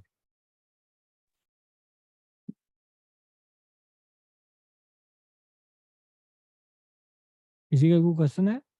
अस्सलाम वालेकुम सर। हाँ जी, वालेकुम सलाम। अच्छा सर जी, मेरे दो सवाल हैं। हाँ जी। तो सवाल सर मेरा ये है कि आपने जब हमें कैटेगरीज बताई तो निशीज उसमें आपने कहा कि स्किन केयर में नहीं जाना चाहिए, तो एक तो मैं इसकी रीजन जानना चाह रहा था। वो बता तो दी मैंने। नहीं सर, शायद फिर मैंने मिस कर दिया, अगर काइंडली आप उसको रिपीट कर दें। और दूसरा सर जी, जो मेरा सवाल था वो ये था कि हम जब भी जब हम कोई ऐसी निश को पकड़ते हैं जो मुश्किल है, जैसे आपने कहा कि मुश्किल सफर है, उसमें हर कोई बंदा इजीली इंटर नहीं हो सकता, तो मैं ये जानना चाहता था कि जैसे आपने लाइशा को जब टेकअप किया और सारा उसकी चीज़ों को लेके चले, तो अब हाँ, एक बंदे को कॉस्मेटिक्स का बिल्कुल नहीं पता, उसे अलिफ से बे भी नहीं पता। ठीक है, उसे पता चल गया कि यार इसमें पोटेंशियल है, बिज़नेस खड़ा किया जा सकता है। तो जो प्रोडक्ट की स्टडी है या प्रोडक्ट को समझना है, उसके लिए सबसे अच्छी टेक्नीक क्या है, या आप अपना काइंडली अगर एक्सपीरियंस शेयर करें? अच्छा, पहले मुझे पहले क्वेश्चन का आंसर, तो दो क्वेश्चन साथ होते हैं ना, मैं पहला भूल जाता हूँ। तो पहला ये है कि मैंने उसमें ये बताया था कि पाकिस्तान में स्किन केयर इसलिए नहीं इंटर होना चाहिए। एक तो उसमें ऑलरेडी बहुत बड़े बड़े ब्रांड्स, जिस तरह को नेचुरल है, ठीक है, को नेचुरल बहुत बड़े लेवल पे इंटर हो चुका है। इसके अलावा मामा ऑर्गेनिक है, बहुत बड़े बड़े ब्रांड्स इसमें ऑलरेडी आ चुके हैं। ये देखें, मैंने सिर्फ टॉप 10 ब्रांड्स लिखा है। को नेचुरल सेकंड नंबर पे है, प्राइमरी स्किन केयर तीसरे नंबर पे है, आपका ऑर्गेनिक ट्रेवलर चौथे नंबर पे है, आपका एक्यूफिक्स कॉस्मेटिक्स, आपका ब्यूटीफाई बाय आमना, ठीक है, ये इसको तो मैं खुद जानता हूँ, ब्यूटीफाई बाय आमना को। लुशियस कॉस्मेटिक्स, इसके अलावा माना ब्यूटी एंड स्पिरिट, और आपका ये तो इसने कॉस्मेटिक्स के प्रोडक्ट भी बीच में डाल दिए। खैर, स्किन केयर में इश्यू ये है कि स्किन केयर में बहुत बड़े मैंने दो तीन रीजन दिए थे। अच्छा, एक चीज मैं बता दूं, जब मैं कह देता हूँ ना कि यार इस फील्ड में इंटर नहीं होना चाहिए, तो वो मेरा पर्सनल ओपिनियन है। वो मैं अपना रीजन दे रहा होता हूँ कि मैं नहीं इंटर होता इसमें, या मैं नहीं इंटर होना चाहता। तो जरूरी नहीं है कि मैं ये कह रहा हूँ तो लोगों ने इंटर नहीं होना। अगर आपके पास विनिंग प्रोडक्ट आ जाता है, आप अच्छा प्रोडक्ट बना सकते हो, अच्छी आपकी उस फील्ड के अंदर ग्रिप है, तो आप जरूर जाओ। ऐसा नहीं है कि वो नहीं बिकेगा, वो भी बिकेगा। सिर्फ मैं जो बात कर रहा था वो ये कह रहा था कि हमारे घर में दादियाँ नानियाँ हमारी खुद स्किन केयर स्पेशलिस्ट होती हैं। उसमें मैंने आपको एग्जांपल दी थी कि वो उनको पता होता है कि भाई क्या बेचना है ना, ये कोई भी इशू होता है वो खुद भी प्रोडक्ट बता देती हैं, इसको ऊपर ये लगाओ तो ये ठीक हो जाएगा, हल्दी लगा दो तो ये लगा दो, तो इसकी जड़ी बूटी लगा दो तो वो। और यही जो प्रोडक्ट्स होंगे फ्यूचर में मार्केट में एज अ प्रोडक्ट बनकर उतर रहे होंगे। मतलब हर घर से एक स्किन केयर, मतलब हर 10 में से एक स्टोर जो होगा ना, इसको होगा, स्किन केयर प्रोडक्ट को होगा। तो पाकिस्तान में कम से कम 4,000 5,000 स्टोर तो मैं खुद स्किन केयर के लॉन्च होते हुए देख रहा हूँ इन नियर फ्यूचर। तो इस सिर्फ इसी रीजन की वजह से मैं इंटर नहीं होता कि यार इसमें एक आगे कॉम्पिटिशन, अभी भी बहुत ज्यादा कंपटीशन, और आगे ये कंपटीशन और ज्यादा इंटर हो जाएगा। तो मैं तो इस वजह से इंटर नहीं होता, और इसी वजह से लोगों को भी, स्टूडेंट्स को भी बता देता हूँ कि अवॉइड करना चाहिए, उसमें ना इंटर हो। क्या मर्जी आपकी अपनी है। और दूसरा क्वेश्चन क्या था आपका? सर, दूसरा क्वेश्चन मेरा ये था कि जैसे आपने कहा कि अगर हम कोई नीश सेलेक्ट करते हैं, वो नीश पे आप जाएं जो जिसमें हर बंदा इजीली नहीं आ सकता, थोड़ा मुश्किल है, तो वो सस्टेन भी लॉन्ग टर्म में होगा। तो मैं ये जानना चाह रहा था, हमने एक विनिंग नीश भी ढूंढ ली, प्रोडक्ट भी ढूंढ ली, लेकिन अब हमें उसकी बिल्कुल अलिफ बे का भी नहीं पता ना, प्रोडक्ट नॉलेज नहीं है हमारे पास। तो आप काइंडली अपना एक्सपीरियंस शेयर करेंगे कि आप जब कॉस्मेटिक्स में आए तो डेफिनेटली आपके लिए भी ये चीज नई होगी, तो प्रोडक्ट के नहीं, बारे उसमें में ये सीखना। उसके लिए ये बहुत प्रोडक्ट नॉलेज होना, ई कॉमर्स के लिए इंडस्ट्री नॉलेज होना बहुत ज़्यादा ज़रूरी है। और वो इसलिए ज़रूरी है, और मुझे फ़ायदा ये था कि मेरी वाइफ जो है वो पहले से लाइशा चला रही थी, मैंने टेक ओवर किया है। तो और लाइश मेरी वाइफ का मेजरली जो ग्रिप है वो प्रोडक्ट्स के ऊपर बहुत ज़्यादा है, ठीक है, कॉस्मेटिक्स प्रोडक्ट के ऊपर। वो हर वक्त हम, आप ये समझ लें कि हर महीने हम अच्छी भली अमाउंट स्पेंड करते हैं कंपटीशन का, पाकिस्तान में भी प्रोडक्ट्स मंगवा के, और इंटरनेशनल प्रोडक्ट्स को भी मंगवा कर कि क्या प्रोडक्ट लॉन्च हुआ है, क्या क्वालिटी है, क्या उसमें उसकी यूएसपी क्या है, उसका कलर कैसा है, उसकी चीज़ें कैसी हैं। तो ये हम टेस्ट करते रहते हैं, पूरा गोदाम हमारा भरा भरा हुआ है जिसमें हमने सिर्फ प्रोडक्ट टेस्ट किए हुए हैं। तो एक प्रोडक्ट का नॉलेज होना, उस इंडस्ट्री का नॉलेज होना ज़रूरी है। मुझे फ़ायदा ये था कि मेरे साथ जो पार्टनर थी वो उसका प्रोडक्ट पे नॉलेज अच्छा था, मेरी मार्केटिंग अच्छी थी, हम दोनों ने कोलैबोरेशन की। तो हमारा, मैं मार्केटर हूँ, वो प्रोडक्ट फोकस्ड है, प्रोडक्ट ओरिएंटेड है। तो इस वजह से लाइशा सक्सेसफुल हो रहा है, और इंशाल्लाह आगे भी चलता जाएगा, अल्लाह करे। लेकिन आपके साथ, आप जिस फील्ड में इंटर हो रहे हो, तो आप इस फील्ड समझना है, या उस पर ग्रिप लेना है, या वो रिसर्च ही है, आपने पढ़ते जाना है क्या होता है, कैसे होता है, वीडियोस देखो, वो प्रोडक्ट बनता कैसे है, उसमें क्वालिटी कैसे मैयर की जाती है। तो आप उस फील्ड को समझ लेते हो। कोशिश ये करो, सारे लड़कों को कहता हूँ जो मेरी क्लास में है, कि इस फील्ड में अपने साथ फीमेल को जरूर ऐड करो। अपनी बहन को, अपनी वाइफ को, अपनी अम्मी को, दो किसी को भी जरूर ऐड करो, क्योंकि ये फील्ड ई कॉमर्स में प्रोडक्ट फोकस ज्यादा है। और प्रोडक्ट्स में लड़कियों के एस्थेटिक सेंस, लड़कियों का प्रोडक्ट की क्वालिटी चेक करना, प्रोडक्ट को समझना, प्रोडक्ट को ये सारा कुछ जो प्रोडक्ट ओरिएंटेड चीजें हैं वो ज्यादा बेहतर समझती हैं। तो आप उनको ज़रूर प्रोडक्ट साइट पे एंटर करो, प्रोडक्ट साइट पे खुद भी समझो उस फील्ड को, क्या फील्ड है, कैसी फील्ड है, क्या स्टैट्स हैं, क्या फिगर्स हैं, प्रोडक्ट्स क्या हैं। और आगे मैं बताऊंगा कि आपने कंपटीशन के प्रोडक्ट्स और उनको कैसे चेक करना है, प्रोडक्ट मंगवाओ उनको प्रोडक्ट को टेस्ट करो। इधर पाकिस्तान में टेस्टिंग कंपनीज हैं जो जिनके पास आप प्रोडक्ट लेकर जाते हो, वो उसमें के अंदर पूरे इंग्रेडिएंट्स निकाल कर आपको दे देते हैं कि भाई ये जो प्रोडक्ट आया है इसके अंदर कितने परसेंट वाटर था, कितने परसेंट केमिकल था, कौन सा केमिकल था, वो कितने परसेंट यूज हुआ है, कितने परसेंट शुगर यूज हुई हुई है, क्या क्या कुछ यूज हुआ है और कितने परसेंट यूज हुआ है, वो फार्मूला पूरा निकाल कर दे देते हैं। जब आप मैन्युफैक्चर से चाइना में बात करते हो तो आपको उसी फार्मूला आप बता देते हो कि यार ये प्रोडक्ट चाहिए, ये है उसका फार्मूला, और ये इस तरह का मुझे प्रोडक्ट चाहिए, वो आपको बना कर दे देते हैं। तो प्रोडक्ट या इंडस्ट्री समझना इतना कोई मुश्किल काम नहीं है। सिर्फ ये है कि आपने प्रोडक्ट फोकस्ड, इंडस्ट्री फोकस्ड रहकर काम करोगे तो बड़ा ब्रांड जल्दी बनोगे। उठाकर प्रोडक्ट करके लॉन्च करते जाओगे, प्रोडक्ट तो बिकता जाएगा, समझ कुछ नहीं आ रही कि भाई इस प्रोडक्ट को बेहतर कैसे करना है, इसको बड़ा कैसे करना है, इसको इसमें और प्रोडक्ट्स कैसे ऐड करने हैं, क्यों ऐड करने हैं, कैसे ज़रूरी हैं, वो उसमें फंसोगे फिर। अगर आपकी अपनी ग्रिप नहीं है, कोशिश दूसरी ये करो कि दो बंदा भी कॉमर्स लॉन्च कर रहा है वो अकेले ना लॉन्च करे, दो दो तीन तीन बंदे पार्टनर्स अच्छे मिलकर लॉन्च करो। ड्यूटीज अपनी डिवाइड कर दो, एक मार्केटिंग वाली फील्ड सारी संभाल ले, एक प्रोडक्ट वाली फील्ड सारी संभाल ले, एक ऑपरेशन सारे संभाल ले, प्रोडक्ट कहाँ बनेगा, कैसे बनेगा, कहाँ से आना है, कहाँ पहुँचना है, पोर्ट्स पे क्लियर कैसे होगा, तुम्हारे कद तक कैसे पहुँचेगा। क्योंकि इसमें अगर आप इंडिया की मार्केट, शार्क टैंक इंडिया देखो, तो अकेला ऑनर बहुत कम आया होगा पिचेस में। छोटे छोटे ब्रांड्स थे, वो छोटी छोटी सेल्स कर रहे थे, लेकिन तीन तीन चार चार लोग मिलकर उन्होंने लॉन्च किया हुआ था। और तीन तीन चार को, और वो स्टार्ट में बताते थे कि जब लॉन्च किया तो हम तीनों ने मिलकर लॉन्च किया, हम दो बंदों ने मिलकर लॉन्च किया, हम चार बंदों ने मिलकर लॉन्च किया। क्योंकि एक बंदा, ये फील्ड बड़ी है, इसमें आपको अगर आपने प्रॉपरली काम करना है, इन्वेस्टमेंट्स उठानी है, प्रॉपरली इसको टाइम देना है, प्रॉपरली इससे प्रॉफिट्स कमाने हैं, तो एक बंदा सब कुछ नहीं कर सकता। तो ये मेरे उसके ऊपर वर्डिक्ट है। Thank you sir. वेलकम। और किसी का कोई क्वेश्चन है? जी सर, मेरा एक क्वेश्चन है। जी जी सर। अच्छा सर, मेरा एक क्वेश्चन है नायका के रिलेटेड। उस दो क्वेश्चन है। एक तो उसने जब स्टार्टअप लिया था वो पहले ब्रांड्स की प्रोडक्ट मंगवाता था अपने पास और देन वो सेलिंग करता था। ये जो इसका स्टार्टअप था वो प्राइवेट लेवल था या फिर वाइट लेवल था या ड्रॉप शिपिंग था? एक तो ये क्लियर करना। और सेकंड ये कि हम इसी मेथड को फॉलो करते हुए हम अपना भी कोई ब्रांड लॉन्च कर सकते हैं सेम मेथड को फॉलो करते हुए। ये ट्रिक मैंने आगे बतानी थी, आपने अभी से पूछ लिया, मैं अभी से आंसर दे देता हूँ। नाइका मेरा फेवरेट ब्रांड है इंडिया का in terms of business plan. Nykaa का जो बिजनेस प्लान था वो सबसे तगड़ा था। जितने ब्रांड्स आज तक इंडिया में लॉन्च हुए हैं, यूएस में लॉन्च हुए हैं, सबसे तगड़ा ब्रांड अगर मुझे किसी का लगता है, और लाइशा से पहले अगर मैंने नाइका का बिजनेस प्लान पढ़ लिया होता तो मैं भी कॉस्मेटिक्स में नाइका की तरह ही ब्रांड लॉन्च करता। नाइका ने बड़ी फिट गेम खेली, उसने ये खेली कि यार नए ब्रांड को, लाइशा जिस तरह अभी हम बना रहे हैं तो हमें टाइम लग रहा है क्योंकि हमारे प्रोडक्ट्स अपने हैं, लोगों को उस पर लेकर आना, फिर प्रोडक्ट बेचना, फिर उनको उसका यूज टू करवाना एक लंबा जर्नी होता है।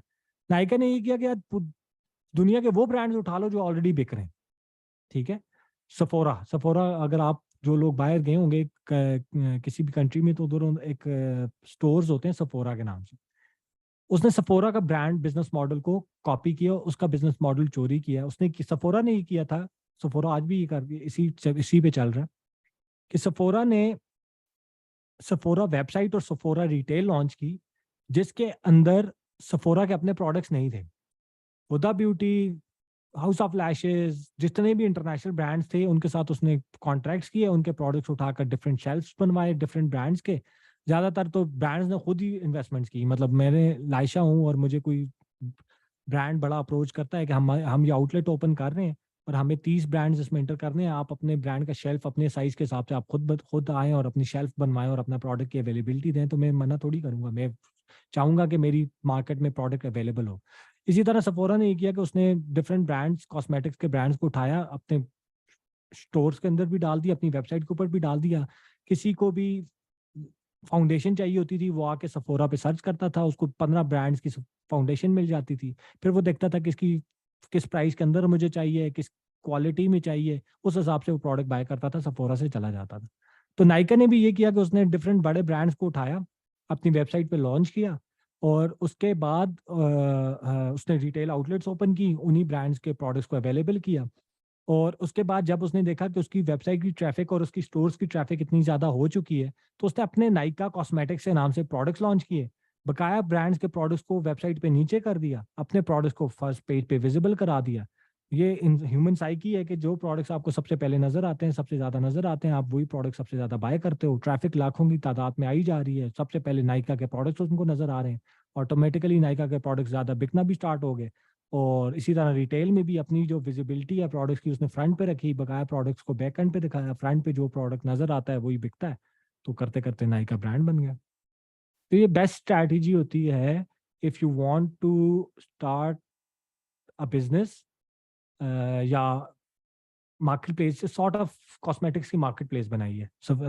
इसमें इन्वेस्टमेंट ज़्यादा इन्वॉल्व होती है। आप जब 6-7 ब्रांड्स 8 ब्रांड्स के प्रोडक्ट्स उठाकर अपने पास रखोगे, तो ऑलरेडी आपको ऑब्वियसली आपको इन्वेस्टमेंट चाहिए होगी कि आपने उस एक ब्रांड के 40 प्रोडक्ट्स हैं, वो 40 के 40 प्रोडक्ट्स में से आप 20 प्रोडक्ट्स भी उठाओ उसके, और 20 प्रोडक्ट्स की भी आप 100 क्वांटिटी उठाते हो और अपने पास लेकर आते हो, तो इन्वेस्टमेंट देखो कहाँ पे जाती है। इसी तरह फिर दूसरे ब्रांड की भी उठानी है, तीसरे ब्रांड की भी, चौथे ब्रांड की भी, पांचवें ब्रांड की भी, और फिर आपने अपनी वेबसाइट पे भी डालना है और फिर सेल करना है। ऑब्वियसली आपकी सेल्स तो बहुत ज्यादा होंगी, लेकिन इन्वेस्टमेंट भी ज्यादा इन्वॉल्व होगी। लेकिन ये बेस्ट तरीका होता है मेरे हिसाब से, मैंने जितनी इस मार्केट को समझा है, ये बेस्ट तरीका होता है प्रोडक्ट सेल करने का। तो सर इस स्टार्टअप को ये हम होता क्या वाइट कहेंगे? लेवल है, ये वाइट लेवल, ठीक नहीं है, सॉरी ये sorry white sorry level sorry में है। Sorry sorry sorry private level होते हैं। देखो नाइका जी कॉस्मेटिक्स, जिस तरह एग्जांपल देता हूँ, दराज क्या करता है, दराज के अपने प्रोडक्ट्स तो नहीं है ना, ठीक है। जी, दराज भी नहीं तो वो यही कर रीसेलर रहा है ही ना करते हैं उधर से। कि दराज के ऊपर भी तो लोगों के प्रोडक्ट्स हैं, बिग तो लोगों का प्रोडक्ट रहा है, लेकिन दराज भी ब्रांड है, दराज भी प्राइवेट लेबल ब्रांड है। इसी तरह नाइका भी, लोग नाइका से प्रोडक्ट्स बाय कर रहे हैं, हुदा ब्यूटी बाय कर रहे हैं, लेकिन नाइका से बाय कर रहे हैं। तो नाइका खुद एक मार्केट प्लेस था, तो मार्केट प्लेस था और उसके पास अब उनके प्रोडक्ट्स थे, लेकिन उसने खुद रखे हुए थे, खुद सेल करते, तो वो प्राइवेट लेवल ब्रांड है। उसका बिजनेस मॉडल ये था कि उसने पहले डिफरेंट ब्रांड्स को ऑनबोर्ड करना है और उनके थ्रू सेल करना है। बेगेलरी भी प्राइवेट लेवल है, पर बेगेलरी का भी सेम मॉडल है जो नाइका का मॉडल था। आपका टेलीमार्ट का भी सेम मॉडल है जो नाइका का मॉडल है, लेकिन टेलीमार्ट का मॉडल है आईफोन्स और इस इलेक्ट्रॉनिक्स वाली कैटेगरी के अंदर, लेकिन सेम मॉडल है। टेलीमार्ट के अपने प्रोडक्ट्स तो नहीं है, ब्रांड सेल करता है वो, लेकिन टेलीमार्ट भी प्राइवेट लेवल ब्रांड है, और प्राइवेट लेवल है, तो ये प्राइवेट लेवल ब्रांड होता है, ठीक है।